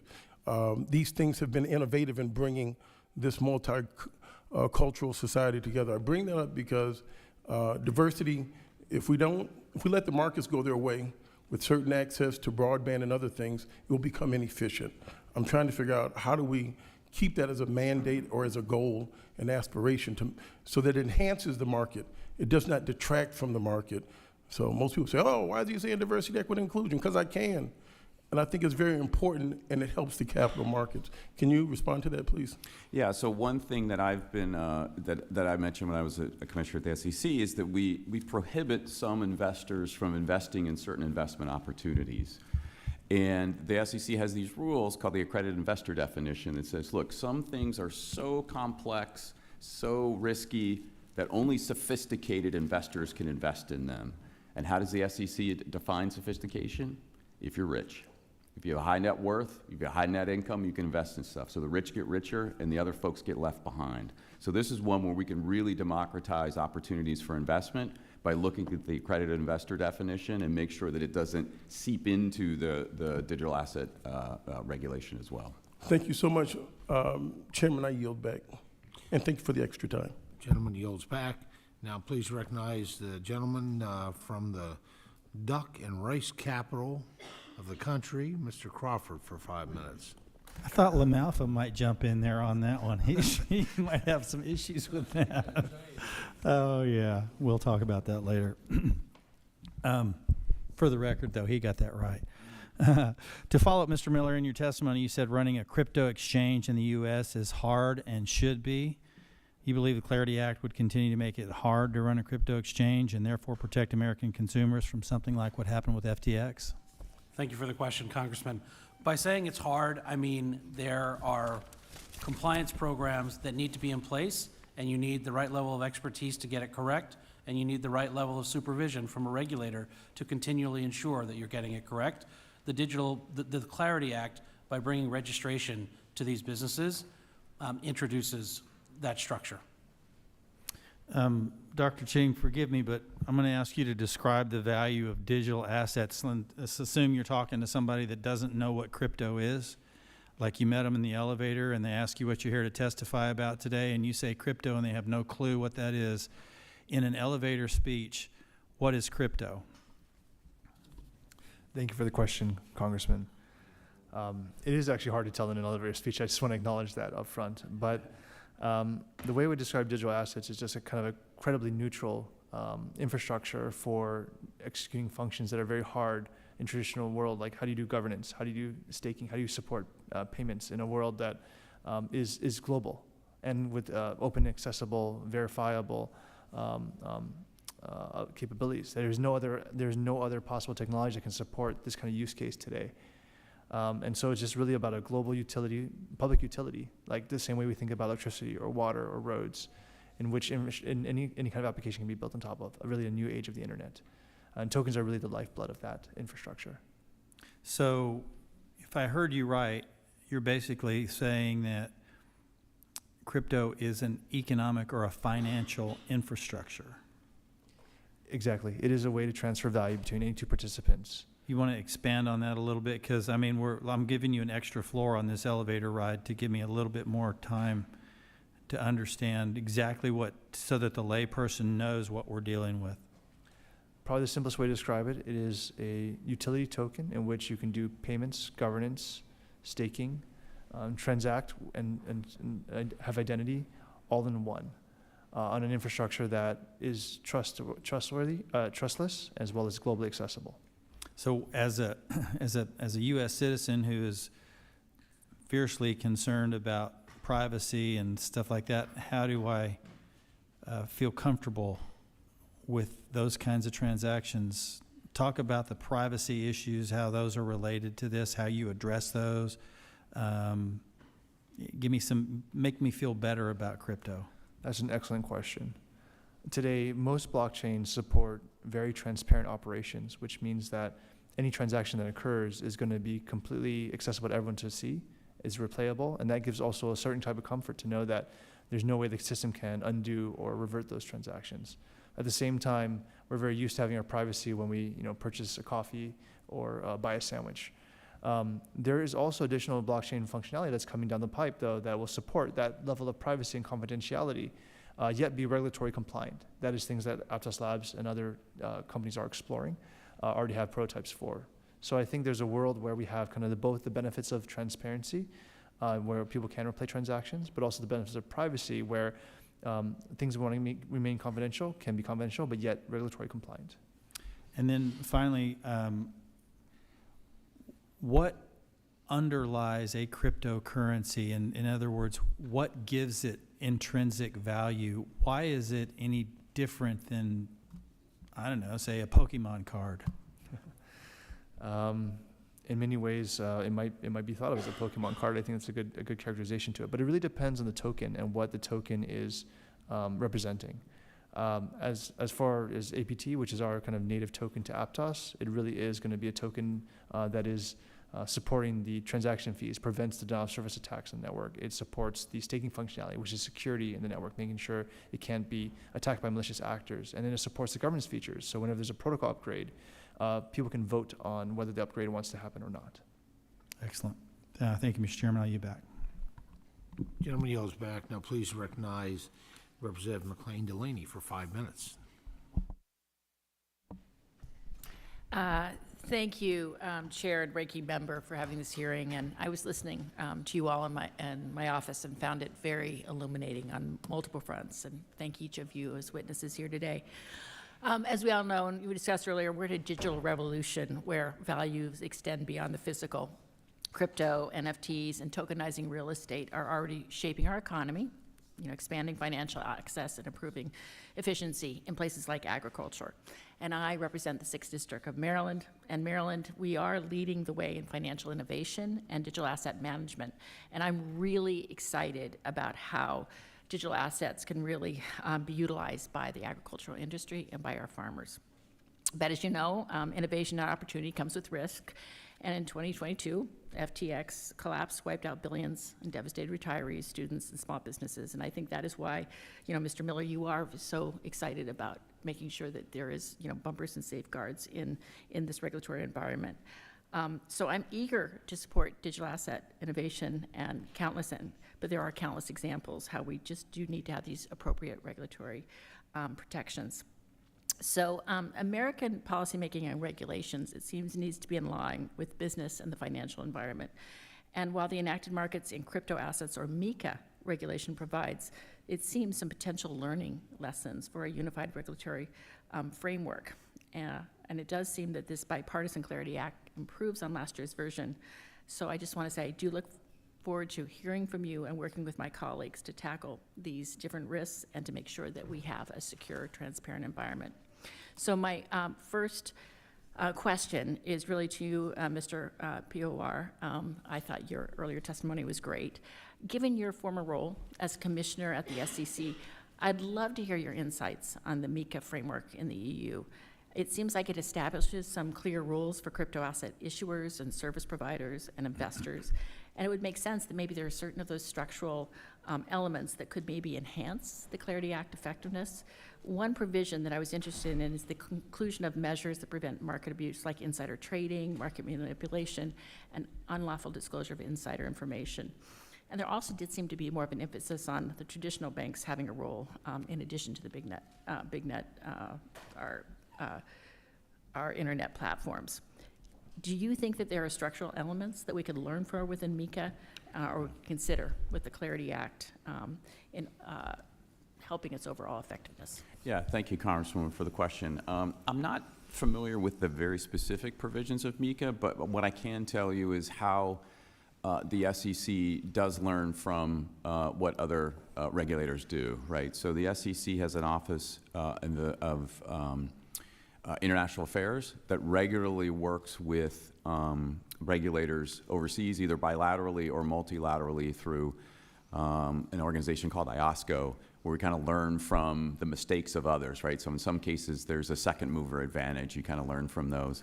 I will note that, you know, the SEC, I mentioned the crypto task force at the SEC. You know, they're next week will be their 5th roundtable. They've put out a list of specific questions, some of them based upon some of the things that were happening in MiCA, 48 specific questions around custody, all kinds of stuff. They've had over 100 meetings that they post on their website. And I see a lot of the firms that have come to see them do have experience with MiCA, so they're going to That'd be great. they're providing some of that information So that would to be them. very helpful. Yeah, so I just wanted to put that up, and I might add some further questions because it just seemed like it would be a good starting point. The second thing is just, I spent my background was in consumer protection and helping kids online. So I have always been concerned a little bit about consumer rights and privacy. I am concerned that this bill might weaken consumer protections by preempting key state safeguards and lacks clear language to preserve them. States like Maryland have strong protections. And I just want to make sure that we, set a regulatory ceiling instead of a floor on this. Could any of you provide examples how the Clarity Act is written will ensure that our constituents won't lose any of these consumer protections and privacy under the bill?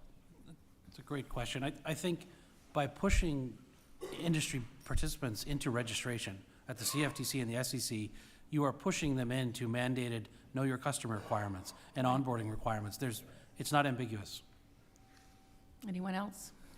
And I will also note that in the securities world where there is preemption, there still is a very important role for the state securities regulators. The SEC works very closely with the state securities regulators, including Maryland, on a number of issues where they can be very helpful in rooting out fraud. Thank you. Well, I just believe strong consumer protection privacies are really important. So I thank you, and I yield back, and we'll submit some questions for the record. Gentlelady yields back, and I recognize the gentleman from Kansas, Mr. Mann, for 5 minutes. Thank you, Mr. Chairman, and thank you all for being here today. I represent the Big First District of Kansas, which is 60 primarily rural counties in the central and western part of the state of Kansas mostly. It's evident that both U.S. businesses and individuals need regulatory clarity around digital assets, and there are currently no well-defined rules to allow businesses to operate legally and successfully within the United States. The Clarity Act will provide a foundation that enables innovation and ensures that the U.S. can lead in this rapidly evolving sector, and I appreciate the Chairman's leadership on this increasingly important issue. Without this foundation, America will continue to fall behind and risk pushing innovation abroad, which I don't believe anybody here in Congress wants, and delighted for you all being here today and being part of this conversation. Just a handful of questions. First one is for you, Mr. Miller. Can you describe the different regulatory regimes that FTX.com, FTX.US, and FTX derivatives were subject to? Sure. Thanks for the question, Congressman. FTX US was a spot exchange and followed the 50-state regulatory program that we've talked a bit about today. FTX US derivatives was registered with the CFTC and was subject to full examination by the CFTC. FTX International operated on a patchwork of registrations and licenses globally that were very much unclear at the time, and and remain unclear, certainly when compared to what you would get from the Clarity Act. So, so of the three, I guess, can you or indicate kind of what you believe are the benefits or drawbacks to each different silo, if you will? Sure. So the business in each of its verticals was a centralized exchange, and the most powerful regulatory piece was clear customer asset segregation requirements, and that's what you got from the CFTC's registration program for FTX US derivatives. Beyond just customer asset segregation, there's surveillance, and I think market surveillance shows up in some of our state programs, but not as clearly as it does at the U.S. federal markets regulators. And so I think those are the two important pieces. Great, thank you. Next question for you, Mrs. Pizzola. Conflicts of interest have been an increasing area of concern in the digital asset markets. How does the CFTC address potential conflicts of interest with current registered entities and registrants? Thank you for the question, Congressman. Today there are a variety of mechanisms for addressing conflicts of interest within the Commodity Exchange Act. For exchanges, there is a specific core principle that requires designated contract markets to, have policies and procedures or a program in place to mitigate and a procedure to resolve conflicts of interest in the exchange's decision-making process. And then there are more prescriptive requirements for futures commission merchants with respect to their conflicts of interest. They specifically have to have policies and procedures to disclose any material incentives or conflicts of interest to their customers with respect to those customers' decisions to transact in the markets. So there is a very robust regime in place today to ensure that conflicts of interest are mitigated or disclosed both at the exchange level and then at the level of the broker or intermediary. Yeah, thank you. I think that's helpful clarity for people. Next question for you, again, Mrs. Pizzola. As you may know, there are no regulators who oversee the centralized spot market exchanges across all commodity markets. What is different about digital assets than other commodity markets that warrants expanded regulatory oversight? Thank you for the question. I think one difference is that, for many commodity markets, they're not they're not centralized exchanges that are, sort of similar to those that exist for securities and derivatives. A lot of commodities are commonly bought and sold in OTC bilateral transactions. And I think the difference here is that, we do see digital assets often trading in a manner that's similar to securities and futures contracts, both in that they're available for trading on centralized exchanges and that they're sort of more readily accessible to retail. And more widely traded by retail. It's easy for a retail market participant to just use their phone to buy crypto assets. They couldn't do that with oil and gas in the same way. And I think as we talked about, that's not inherently a bad thing, that there's financial freedom, financial inclusion that comes along with that. But then I think that also brings sort of a dynamic of, more of a need for retail protection perhaps than we'd see in other markets. I think also just finally to wrap up, it might make more sense for states to regulate in the area of, other commodities where, there's sort of those transactions in the spot markets are taking place at a single physical location within the state. I think here, crypto assets are sort of inherently borderless, inherently sort of in interstate commerce. As we talked about, you typically need the internet in order to be able to transact in them, absent sort of some of the new technologies that are coming online. So I think it's just sort of inherently, sort of an interstate problem that requires sort of federal regulation in a way that other commodities, perhaps do not. Thank the gentleman. Now recognize the gentlelady from Illinois, Ms. Budzinski, for 5 minutes. Thank you, Mr. Chairman. I also do want to thank our ranking member Craig and also our subcommittee chair Johnson and ranking member Davis as well, and all of our collective work on these sets of issues related to digital assets. After the release of the Clarity Act, I'm grateful for the opportunity to engage directly with stakeholders today on this important legislation. So I just want to say thank you to the panelists for being here. It is important to me that Congress takes steps to address the lack of structure and regulatory clarity for firms, consumers, and other players in the digital asset industry. That's why I was glad to work on a bipartisan manner with the chairman and his team last Congress on FIT 21. and to support that as it got over the finish line in the House, especially as some of my major priorities were included in that bill. One of my priorities sought to preserve consumer legal rights and flexibility to ensure that protections and ability to recoup their assets in the event of a market collapse. And the other was prior approval for products before entities become fully registered, improving the process for customer engagement. I'm glad to say that I see that these important provisions have been included in this updated market structure bill, the Clarity Act, to safeguard consumers and their assets. As I look at the Clarity Act, I do have a few questions that I think this panel is very well suited to answer. Mr. Pivovar, Dr. Pivovar, decentralized finance, or DeFi, can be excluded from being regulated under some provisions of this act. How could a regulator protect customers in a truly decentralized environment where there is no responsible entity and no traditional custody of assets? Yeah, great question. Couple responses to that. One, note that I mentioned the SEC Crypto Task Force is doing a number of roundtable. One that they've already had and one that they're having next week are specifically dedicated to DeFi, looking at trying to get those answers. Second thing I'll note is that I remember when I was at the commission and we had a lot of conversations with folks on talking about DeFi, and there was no regulated entity there. And I said, well, how do you do that? And one of the responses was, well, smart contracts. Well, explain this to me. Well, smart contracts, basic computer code. I said, what does a computer code do? They said, well, basically routes orders on the way that customers do, that way they want them to do, and instead of being a broker-dealer. And I said, did you take transaction-based compensation for that? And the code, could you do that? Yes.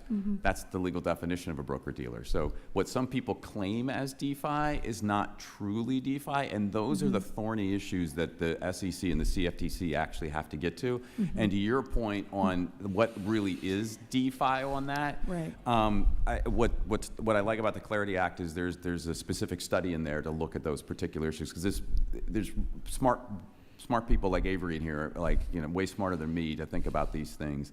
But I don't know the answer to that, and the SEC and CFTC don't either, and so they're continuing to evolve and learn from folks. So. Great, and I'm glad that conversation sounds like is continuing next week with some roundtable discussions on this point, so thank you.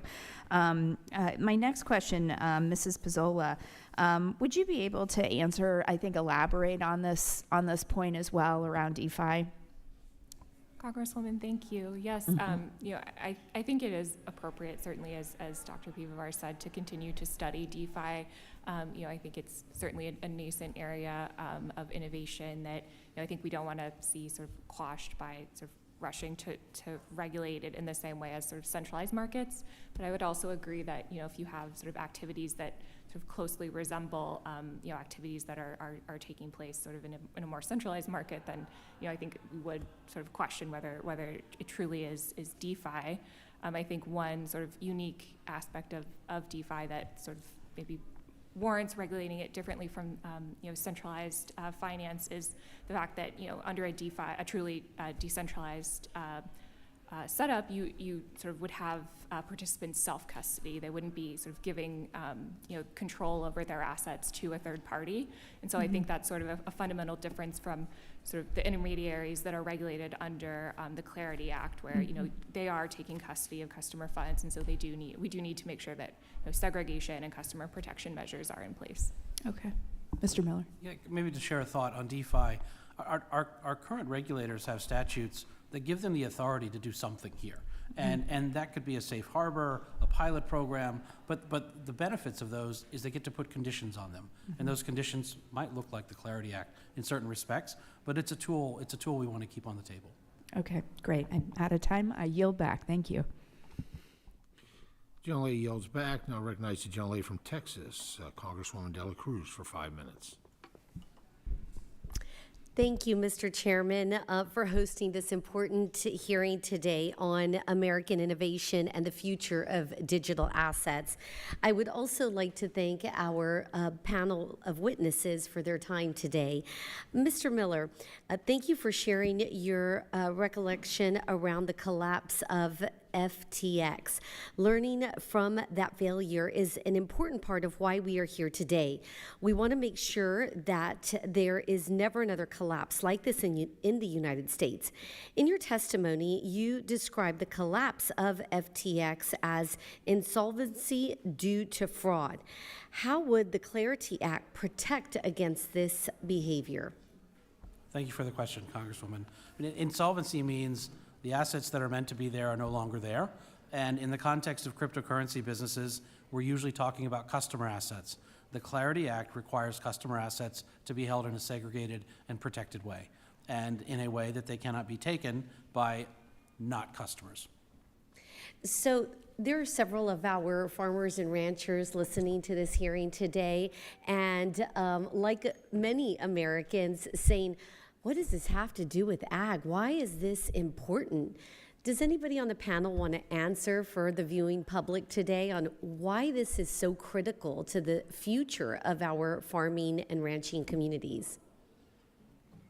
I mean, I said I was from Oklahoma, so I should start. I think it's about payments and the flow of transactional finance. Every one of the constituents you mentioned are running businesses, and they want access to credit, they want access to easy and transparent payments, and they don't want to be stuck behind a broker or an agent unnecessarily. So I think that's a critical component of why it's interesting to anyone running a business. So to those listening today, does that mean they could get faster payments for their products? I would defer to Dr. Ching. Happy to, thank you for the question, Congresswoman.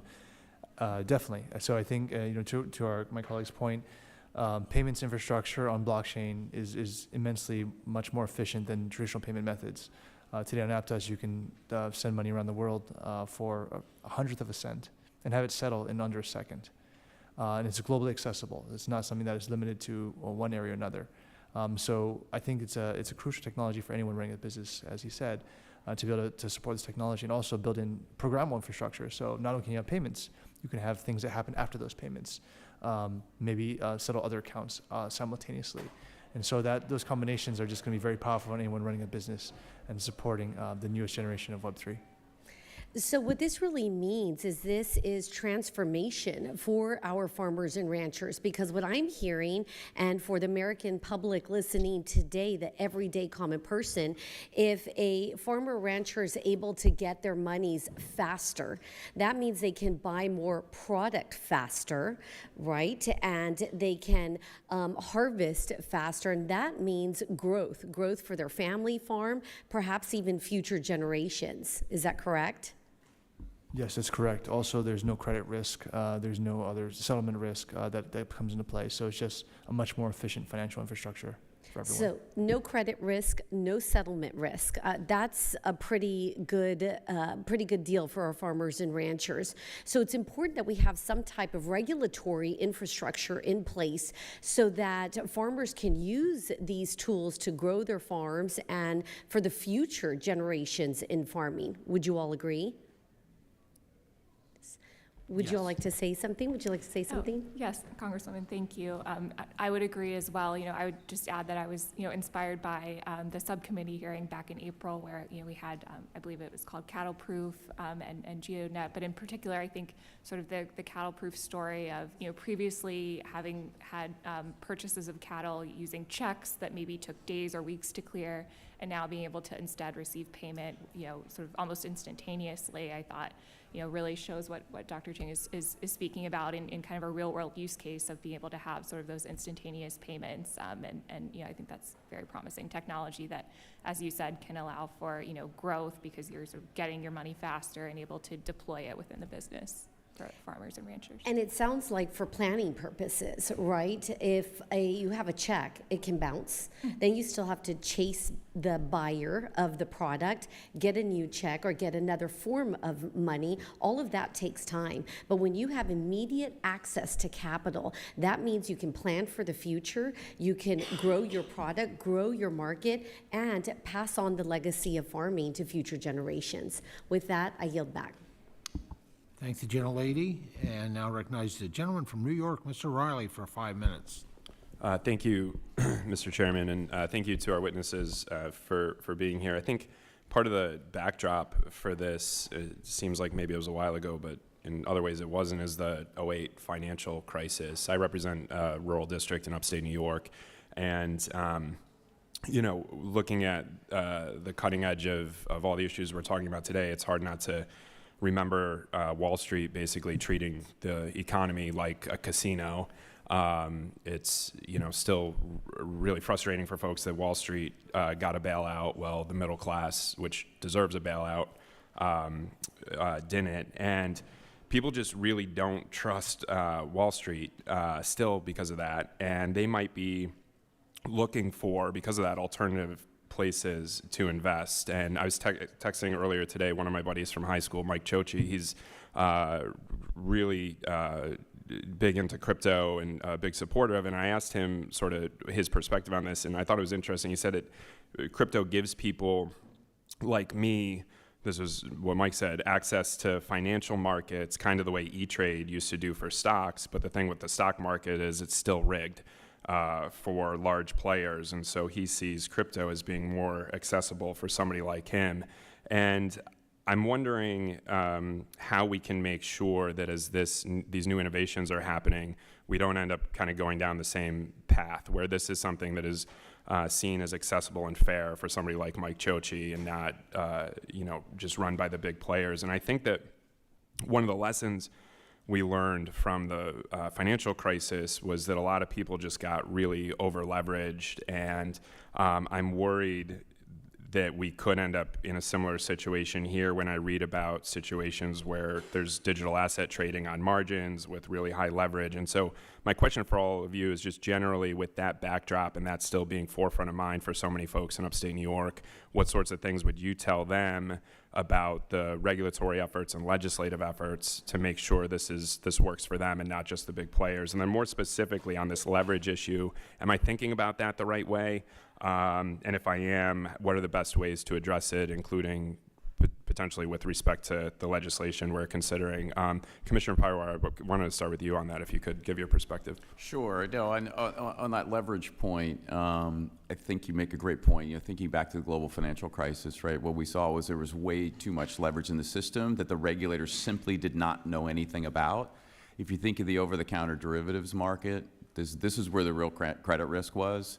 I happened to be working in the White House during the global financial crisis, and part of my job was to look at and say, well, which banks were exposed next?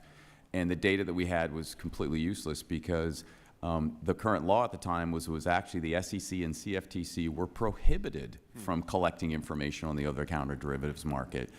Dodd-Frank addressed that through Title VII and split up jurisdiction, very similar to what we're talking about today in terms of the swaps market and security-based swaps market. They could have done a better job on the front end. I talk a little bit about that on my written testimony, but it now provides the regulators with the tools that they need to see the leverage in the system. The other thing we noted was that a lot of these exposures were with the banks. Mm-hmm. And so now the bank regulators need to step up and do their job. Mm-hmm. The response for the last 4 years was keep crypto out of the banks because they're going to make the banks, but the crypto can bring down the banks. Well, we saw in the case of Silicon Valley Bank, it was almost the opposite. Mm-hmm.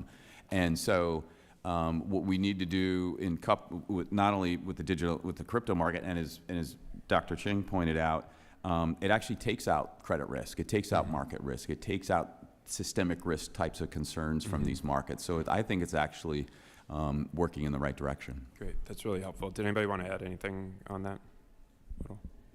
I'll just add one thing, which is that I think that there's definitely, in the DeFi space, and you definitely have much more kind of freedom around the products that are there. Mm-hmm. I think this regulation will definitely help to understand the protections for consumers. But the other advantage you're going to get from DeFi is going to be transparency. Mm-hmm. And so I think in those kind of previous instances you mentioned, there was a lot of lack of transparency around how much were the risks of the overall financial markets. Mm-hmm. In the blockchain space, those risks are kind of very clear and present for everyone to see and analyze and kind of understand and then kind of educate customers about.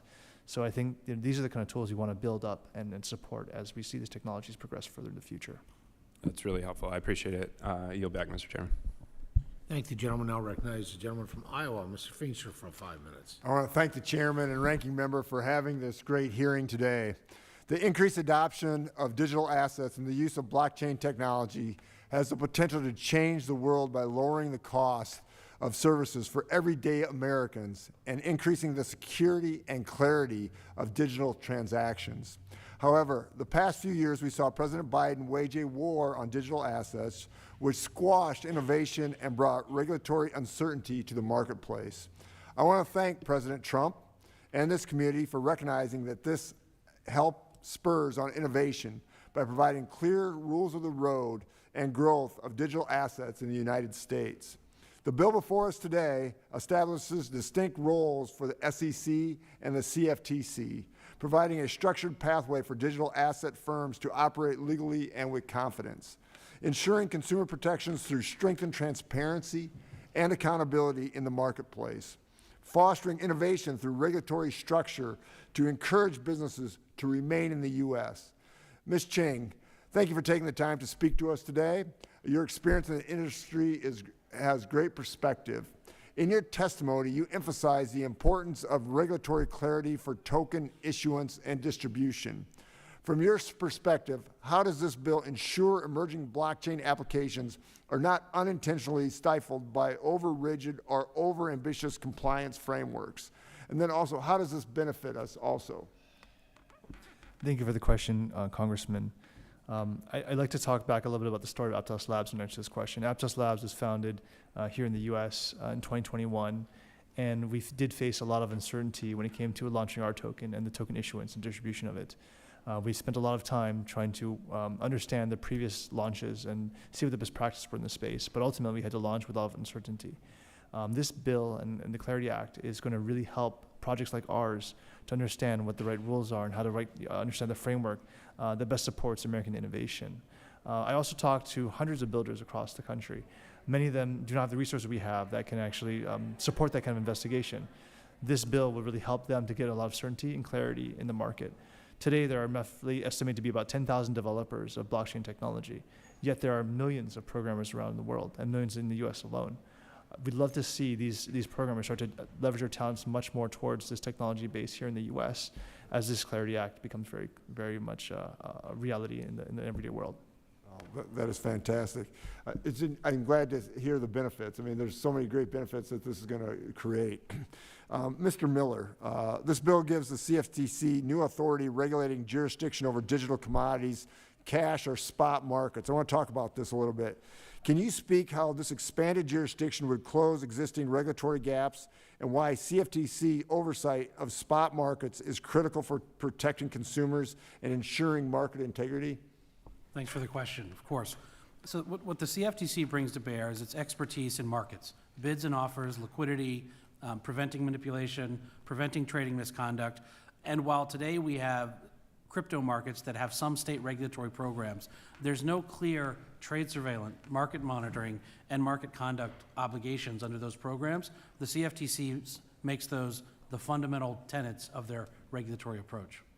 Thank you. So what would you say to banks? I know banks are sort of concerned about some of these aspects. Yeah, so banks want to ensure that they've got clarity from their regulators that they are permitted to operate in any given asset class. And I think as we get more clarity around the types of products the CFTC and the SEC are regulating, the bank regulators get more and more comfortable about giving the banks the ability to deploy their capital into these markets. And ultimately that brings up liquidity and it brings up the resiliency of the markets with more participants. That's great. So it's sort of a win-win for everybody. It's all moving in the right direction. Yep. All right. Thank you, and I yield back. Gentleman yields back. Now recognize the gentleman from California, Mr. Costa, for 5 minutes. Thank you very much, Mr. Chairman. I think this hearing is timely considering the fact that we will, I believe, next week be marking up the Clarity Act. And I regret for those who testified earlier that I missed your comments, but I'm going to ask some questions and maybe you have already opined on that statement. But clearly, at this point in time, there does not appear to be a real regulatory framework in our country to deal with the efforts of digital assets and how those are transferred. Is that correct? I'll say yes. Yeah, there's 55 million Americans who hold digital assets, and it's not clear what the regulatory environment is for the service providers of that business. And have you, the four of you, had an opportunity to look at the markup, the draft of the Digital Market Clarity Act that we will be hearing next week? I've studied pieces of it, I yes. see a couple heads Yeah. nodding. Let's start, is it Chelsea Pizzola? Yes, sir. Do you think that this really establishes that level of framework? And if so, what is lacking or what is problematic in your view? I do think this establishes the appropriate framework for regulation of digital commodity markets within the United States. I think the bill appropriately allocates jurisdiction between the CFTC and the SEC in a way that sort of reverses the prior ambiguity that had driven digital commodity markets offshore. Mr. Miller, do you agree? I agree. It's thoughtful and balanced. It invites the regulators to coordinate, but it creates clear allocations of registration authority. Any critiques on the current draft on how we can make changes or improve it as we look toward next week's hearing? I think the biggest issue is that it's not adopted. It's not what? It's not adopted. It's not passed. Oh, okay. Got it.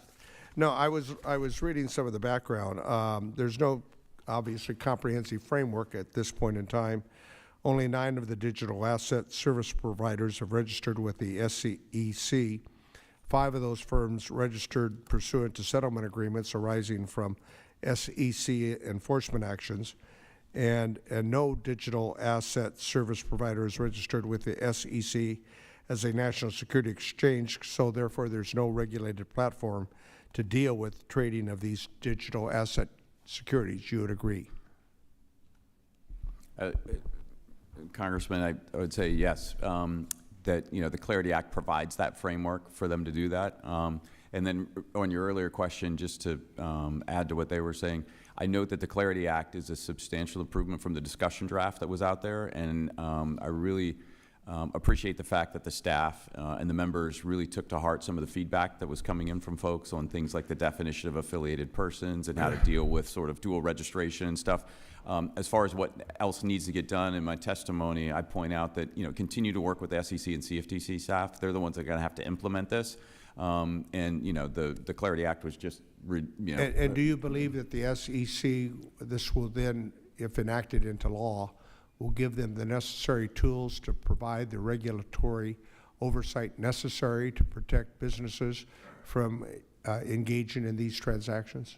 Yes, and it preserves their exemptive authority to allow them to tailor the regulations that fit this market that are unique and a little bit different than some of the markets they already oversee. Dr. Ching, do you agree? From our point of view, we've been studying the Fit 21 and Clarity Act. We see a lot of improvements as well. Thank you for the feedback that I think has been provided by many counterparties, including ourselves. Overall, we're very positive about the direction of this. So you agree? Yes, I agree. That's along with, by the way, I'm a bit curious, Aptos Labs, I'm familiar with Aptos, California. Does this have anything to do with it? It is exactly the same, yeah, so Aptos is a city in your state, and we Yes, named it after is. that. Yes. It's a nice part of California. Beautiful place. Okay.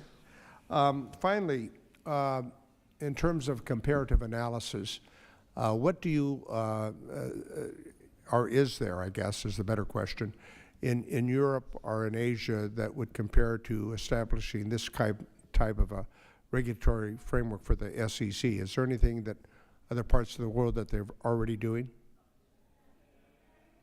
I was going to say, so we have a unique structure here where we have the SEC and CFTC as 2 markets regulators. Most places have a single market regulator, so there's a little bit of nuances that are going on there.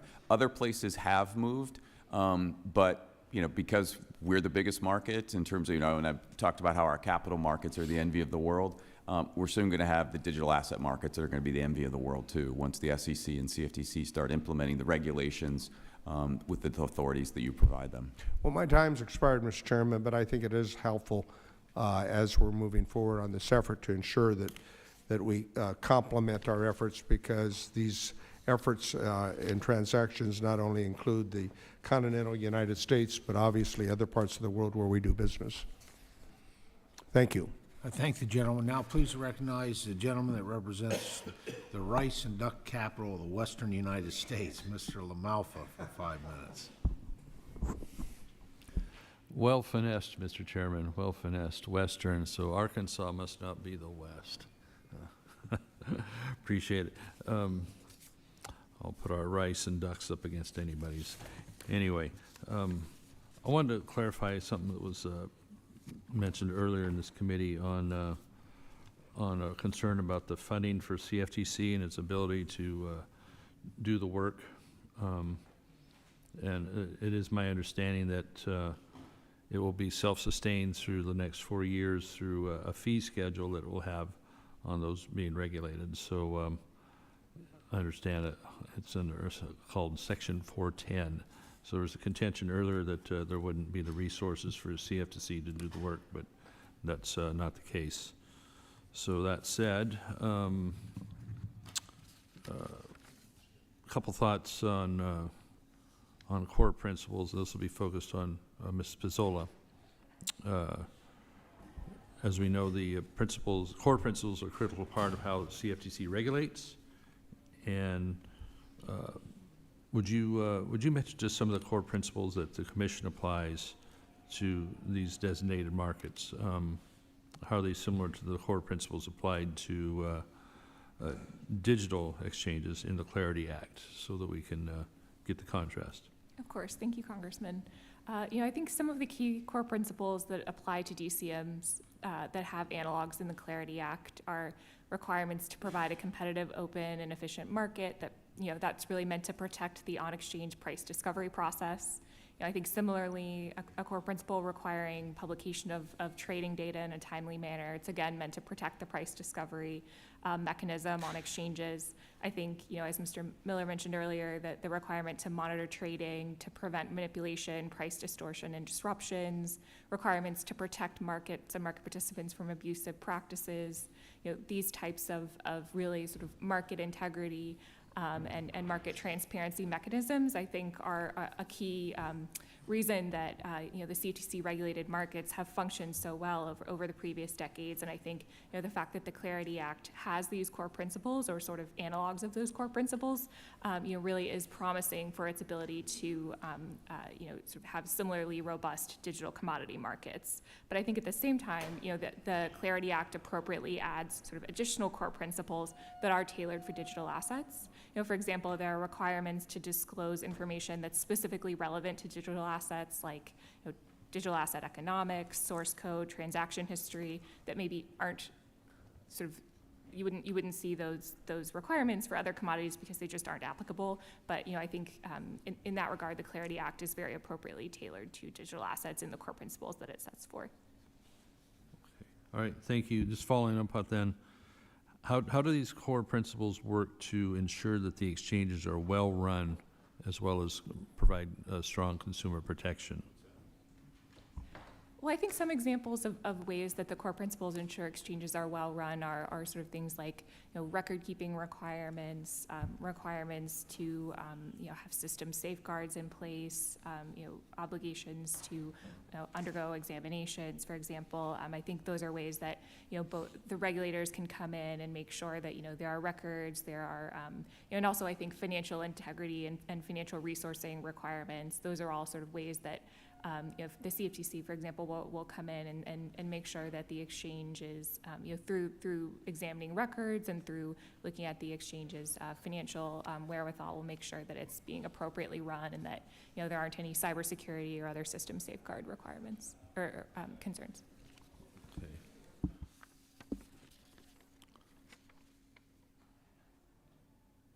All right, I'd still like to follow up on some of the FTX situation previously with my remaining time, and shoot this to Mr. Miller. Could you, maybe it's been answered, but I'd like to hear a little more on what would have happened. What do you think it would have been like if the situation, if these consumer protections had been in place in the Clarity Act for these digital assets, if they'd been regulated under Clarity Act? How much better would that have turned out? Thanks for the question, Congressman. So you would have had an audit and examination requirement over customer funds, and you would have had an obligation of customer funds to be held in a segregated way. Those three tools ensure that customer funds cannot be accessed by founders, malfeasance, acting persons, or otherwise. And so in the FTX case, there wouldn't have been a path for the founding team to access the customer funds without a regulator knowing about it. Okay, good. Appreciate that. Thank you both. And Mr. Chairman, I know with Mr. Crawford out of the room, we really do know where the best rice comes from. So thank you. I yield back, sir. Gentleman yields back. Now please recognize Mr. Tandor for 5 minutes.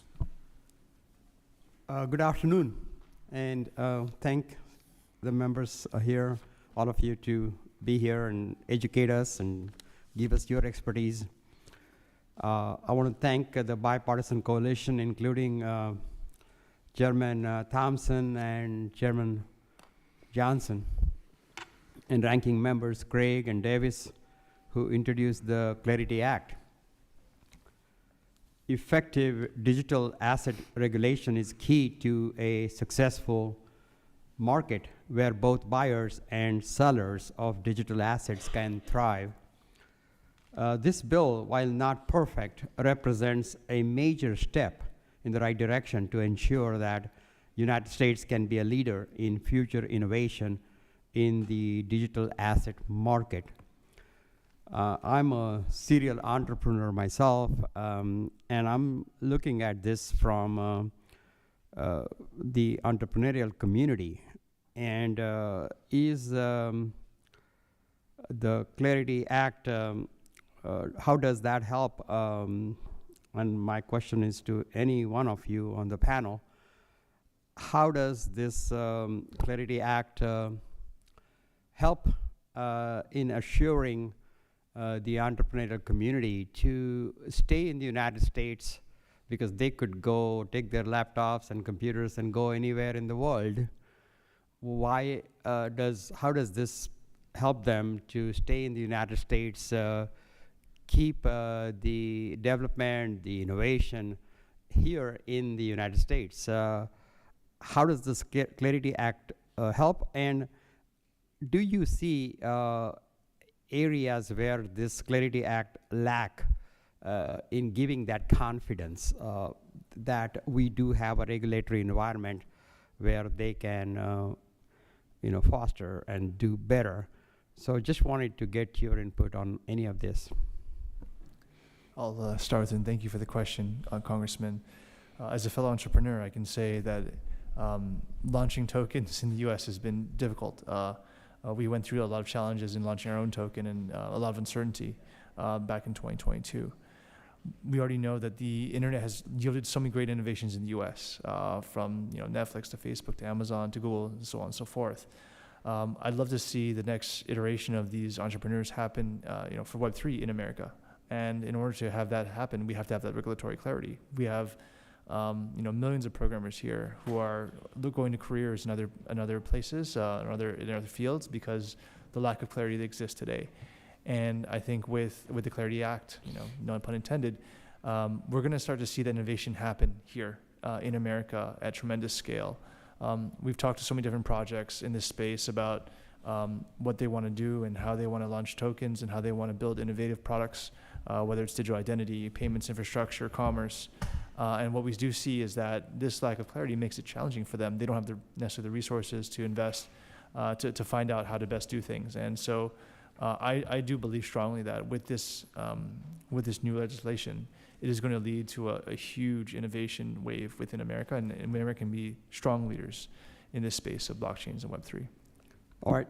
Well, many of you are familiar with the FIT 21 bill from last Congress. Where does Clarity Act improve upon FIT 21, and where does it take a step backwards? Anyone? Thank you for the question, Congressman. I think what the Clarity Act gives us is direct and clear registration requirements. They tell the businesses and the founders, the entrepreneurs, where to go and which licenses they need. That is important. It also creates space for innovation around decentralized finance and it instructs the regulators to continue thinking about that topic while leaving space for innovation. I think those are two critical components. Thank you so much, and Mr. Chairman, I yield back.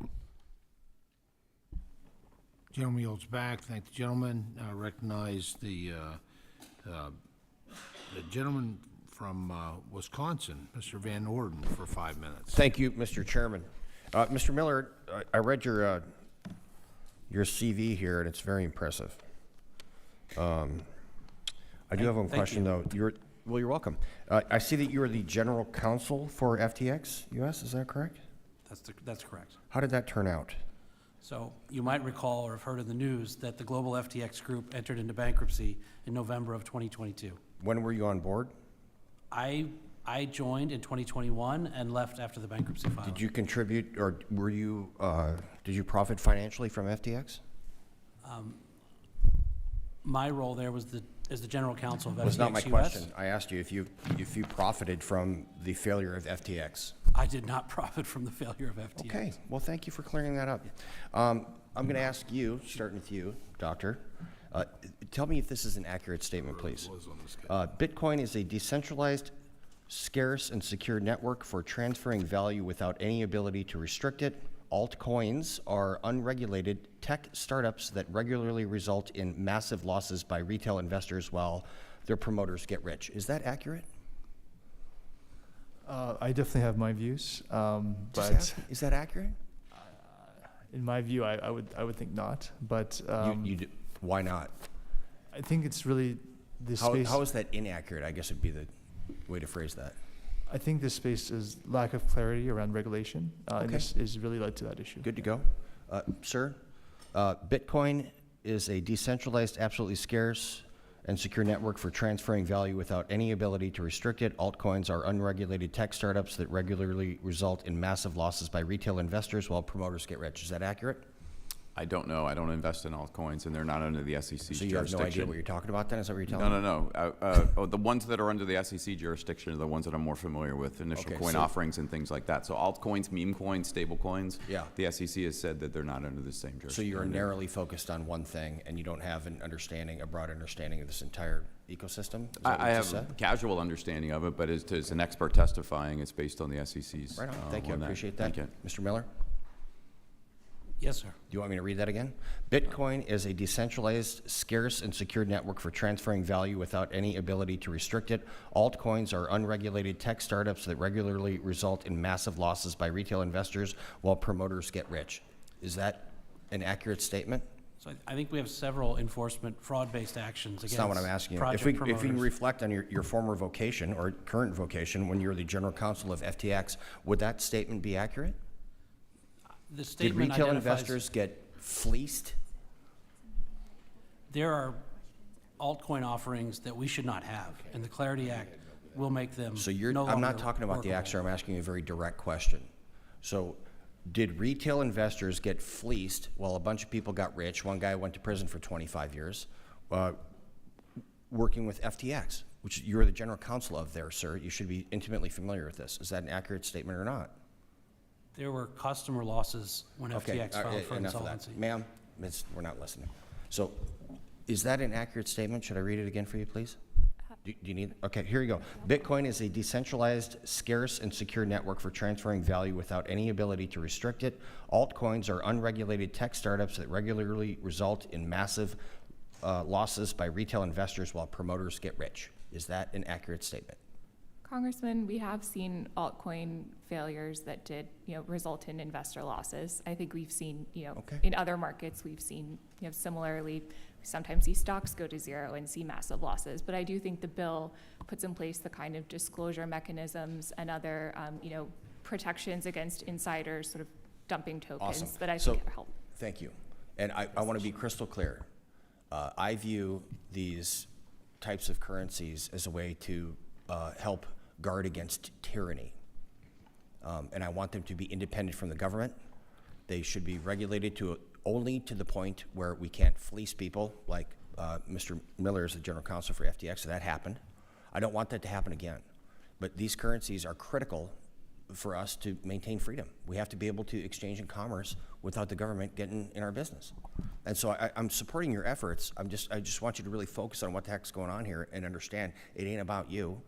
It's not about, making a dollar off another dollar. It's about making sure that American citizens and world citizens, because these are global commodities, to make sure that they have the ability to transact amongst themselves without the United States government or other governments getting into our business. And with that, I yield back.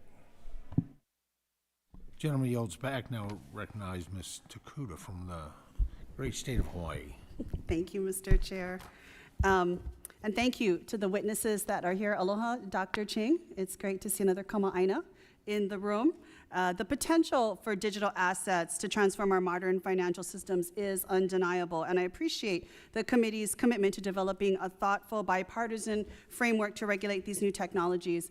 Last Congress, we took steps to develop a modern framework for regulating digital assets with the FIT 21 Act, and many of us did raise strong concerns that the legislation did not go far enough in establishing strong consumer protection standards, particularly around disclosures, fraud prevention, and cybersecurity safeguards. In the wake of several high-profile cases of cryptocurrency fraud and bankruptcy among crypto exchange companies, as was just mentioned, like the collapse of FTX in 2022, I believe it's crucial that we bake robust, strong consumer and investor protections into our regulatory framework for digital asset markets. We have an important opportunity with the Clarity Act to prevent future market catastrophes by setting the right conditions to ensure security and transparency for investors while also promoting innovation in this area. Mr. Pivovar, your testimony highlights the importance of consumer protection measures in federal security laws, such as disclosure requirements that aid informed decisions and best interest standards and other fiduciary duties that ensure fair treatment. As we develop frameworks for regulating digital assets, what are the key customer protection elements that we should take into consideration? And how do the protections in the Clarity Act compare to those provided by the SEC for other types of financial transactions? Thank you for that question. It's the same ones that the SEC already has, right? So one, investor protect, the foundation is disclosure, right? So giving proper disclosure about meaningful information to make informed investment decisions about whether to buy, sell securities, or vote their shares. So that's where it starts with. Then there's the protection of the actual customer assets, and Ryan talked about it at the CFTC. It's basically the same thing at the SEC. It's different underlying laws, but it's basically the same thing where you safeguard the customer assets, you don't allow the company to play with those assets, and in the event of a failure of the firm, that those customer assets are moved very quickly to a solvent institution that is there. And so those are very much the same. And then you mentioned best interest standard. There's the conflicts of interest that are still there involved with not putting the firm's interest in front of the customers. So whether it's best interest for broker-dealers or whether it's a fiduciary duty for investment advisors or best execution requirements in terms of the trading that's involved. Those are all principles-based. And we've talked about the benefits of principle-based regulations, that they can be tailored for the specific markets. Is there anything in particular that you would want to add or strengthen when it comes to consumer protection into the Act itself, or? I think what the Act recognizes is that the disclosures for digital assets are not going to be the same as for public companies. In a couple ways. One, what is disclosed and how long it's disclosed. What I really like about the Act is that, when you have public companies or investment companies, they stay securities for their entire life, right? When it comes to digital assets, you have this issue of early on a central common enterprise, which is the definition that's used under the Howey test for an investment contract. You have control by insiders. Insiders have information around the public offering, but as the blockchain matures, and I really like the phrase that's used in there in the Act, evolves or matures into a decentralized blockchain system, that information becomes less important, and in fact, the control goes away, and so the disclosure requirements sort of go away as the blockchain becomes mature. So I think that's an appropriately tailored way to think about it. Now, in terms of whether it's got the exact numbers and the right numbers in there, this is where I think the SEC staff can be very helpful in providing some maybe tweaks around the edges in terms of getting the specifics right. Okay, I'm pretty sure it was addressed, but I do think oversight discussions is really critical as we develop this as well. Actually, I wanted to move on to you, Dr. Ching. For myself, it is always an issue of accessibility, especially in our rural and remote communities like where both of us grew up. And one of the promises of new financial technology is that it can broaden financial access. But for that to happen, rural communities like ours, many of which still face gaps in broadband access and limited exposure to financial innovation, need to be able to come along for the ride, if you will. So as somebody that comes from the state of Hawaii, I'm sure you're familiar with the challenges we face with connectivity, especially on the neighbor islands. Rural communities also tend to have higher underbanked population. Can you speak to the role a federal framework for digital asset markings can play in promoting equitable access to new financial technologies? Yeah, thank you for the question, Congresswoman. I just want to start off by saying I think education is a big piece of this. I participated in the first inaugural Hawaii Blockchain Summit last year, and also been exploring some efforts in the islands around tokenizing driver's licenses, as well as some efforts even in Molokai to support different kinds of value exchange using blockchain-based technology. I do share your concerns as well, though, with the lack of broadband access. That it is difficult for everyone within the islands to kind of experience and benefit from the technology as well. Earlier on in, I think, the hearing, we did discuss that blockchain is undergoing transformation where perhaps not without internet access, you can still interact with each other and then have those transactions settled to the blockchain at a later point when they do come into contact with the internet. And so we're going to, from our point of view, explore those technologies to make sure we can actually enable that in the future. Thank you very much. And thank you, Mr. Chair, for always prioritizing access in rural America, like both of our districts. Thank you. I yield back. Very good. In the queue is Mr. Rose, followed by Mr. Mesmer at this time. And with that, the gentleman from Tennessee is recognized. Thank you, Mr. Chair, and thanks to Chair Thompson and Ranking Member Craig for holding this important hearing, and thank you to our witnesses for taking time to be with us today.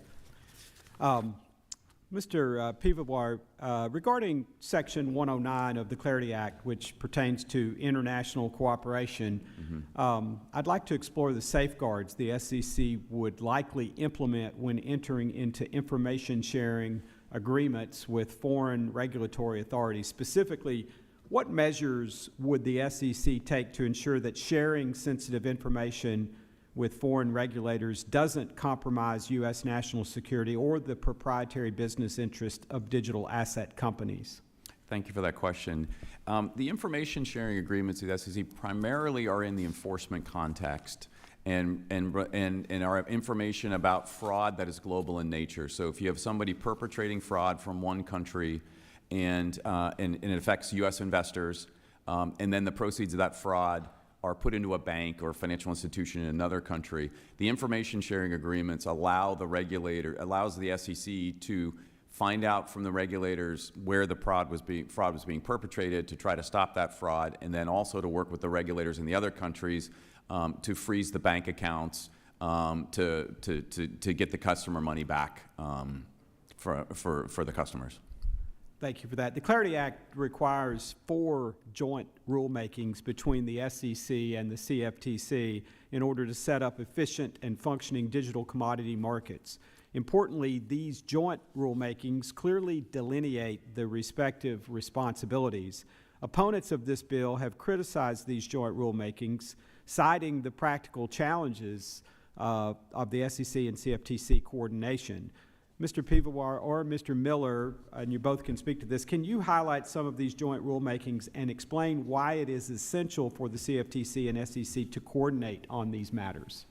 Yeah, thank you, Congressman. Yeah, in my testimony, one of my recommendations was to try to narrow the amount of actual joint rulemaking that has to go through on the back end. Having been at the SEC and implement some of the Dodd-Frank implementations, where many of them were joint rulemakings, it's difficult to do those, so I would urge you to look through, or actually talk to the staff and see how much you can get done on the front end, because it slows it down on the other end. It's not because they don't work well together, it's just because they have different authorizing statutes, different ways of looking at things, and their time could be better spent actually implementing the regulations rather than actually writing them. Thank you for the question. We're trending towards a single marketplace with equities, cryptocurrencies, other tokenized assets. And so the exchange places, in many respects, might be dual registered. And so the two agencies, if the exchange place is registered with both of them, need to identify a primary regulator and figure out what the role of the other regulator is. And there's a history at the two agencies of doing this, all the way back to Shad Johnson through the Dodd-Frank Act and going forward. So I believe they will do it. I do agree with Commissioner Pivowar that the more instruction that comes in the legislation, the better. Thank you. And so I take it both of you think it's not ideal but inescapable that there need to be the joint rulemakings. Is that a fair? Yeah, there's some issues where they just have to get together and do it. So I'll give one quick example is futures contracts on stock market indexes, right? So a futures contract on the S&P 500 index is given to the CFTC, right, for jurisdiction.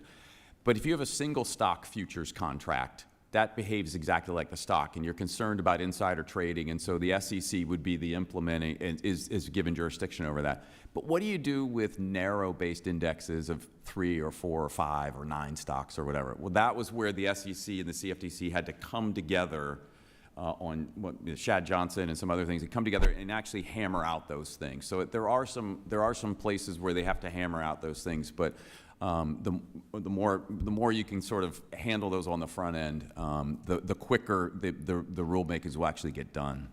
And I believe as a part of recent executive action that you're going to end up going through OIRA a couple of times on these things. Do you have concerns about that? I do not. I've always been a strong proponent of cost-benefit analysis, economic analysis at the agencies. The agencies have always been subject to judicial review and have had rules thrown out on cost-benefit analysis. I think going through additional review actually would kind of help and decrease the risk of having these things overturned. All right. I think my time's expired, so I'll yield back the balance of my time. Thanks, Chairman. Thank you, Mr. Rose. The gentleman from Indiana is now recognized for 5 minutes. Thank you, Mr. Chairman, and thank you for the witnesses for being here today. Dr. Ching, you mentioned that Aptos had to fight through regulatory inefficiencies to make its way to market. Did the lack of clarity impact your start date, harm your revenue, or decrease or delay customers' involvement? Thank you for the question, Congressman. It mainly impacted our ability to launch to market, time to market, as well as impacted our ability to understand exactly how we could educate folks about token usage. We definitely tried to be as conservative as possible, and also just by best practices. Okay, can we assume the challenges you faced are endured by other blockchain technologies? Definitely, we are not alone in this space. Okay, thank you. Mr. Miller and Dr. Ching, as individuals who have experienced the extremes of the current regulatory system and the absence of statutory structure, each of you has an enlightening perspective to share. On one end of the spectrum, honest investors are being punished, while on the opposite end of the spectrum, spotty regulations have a lot of bad actors to cause incredible damage. Would each of you speak to how the Clarity Act provides regulatory guide rails, as described in Mr. Miller's testimony, instead of a blanket that suffocates innovation?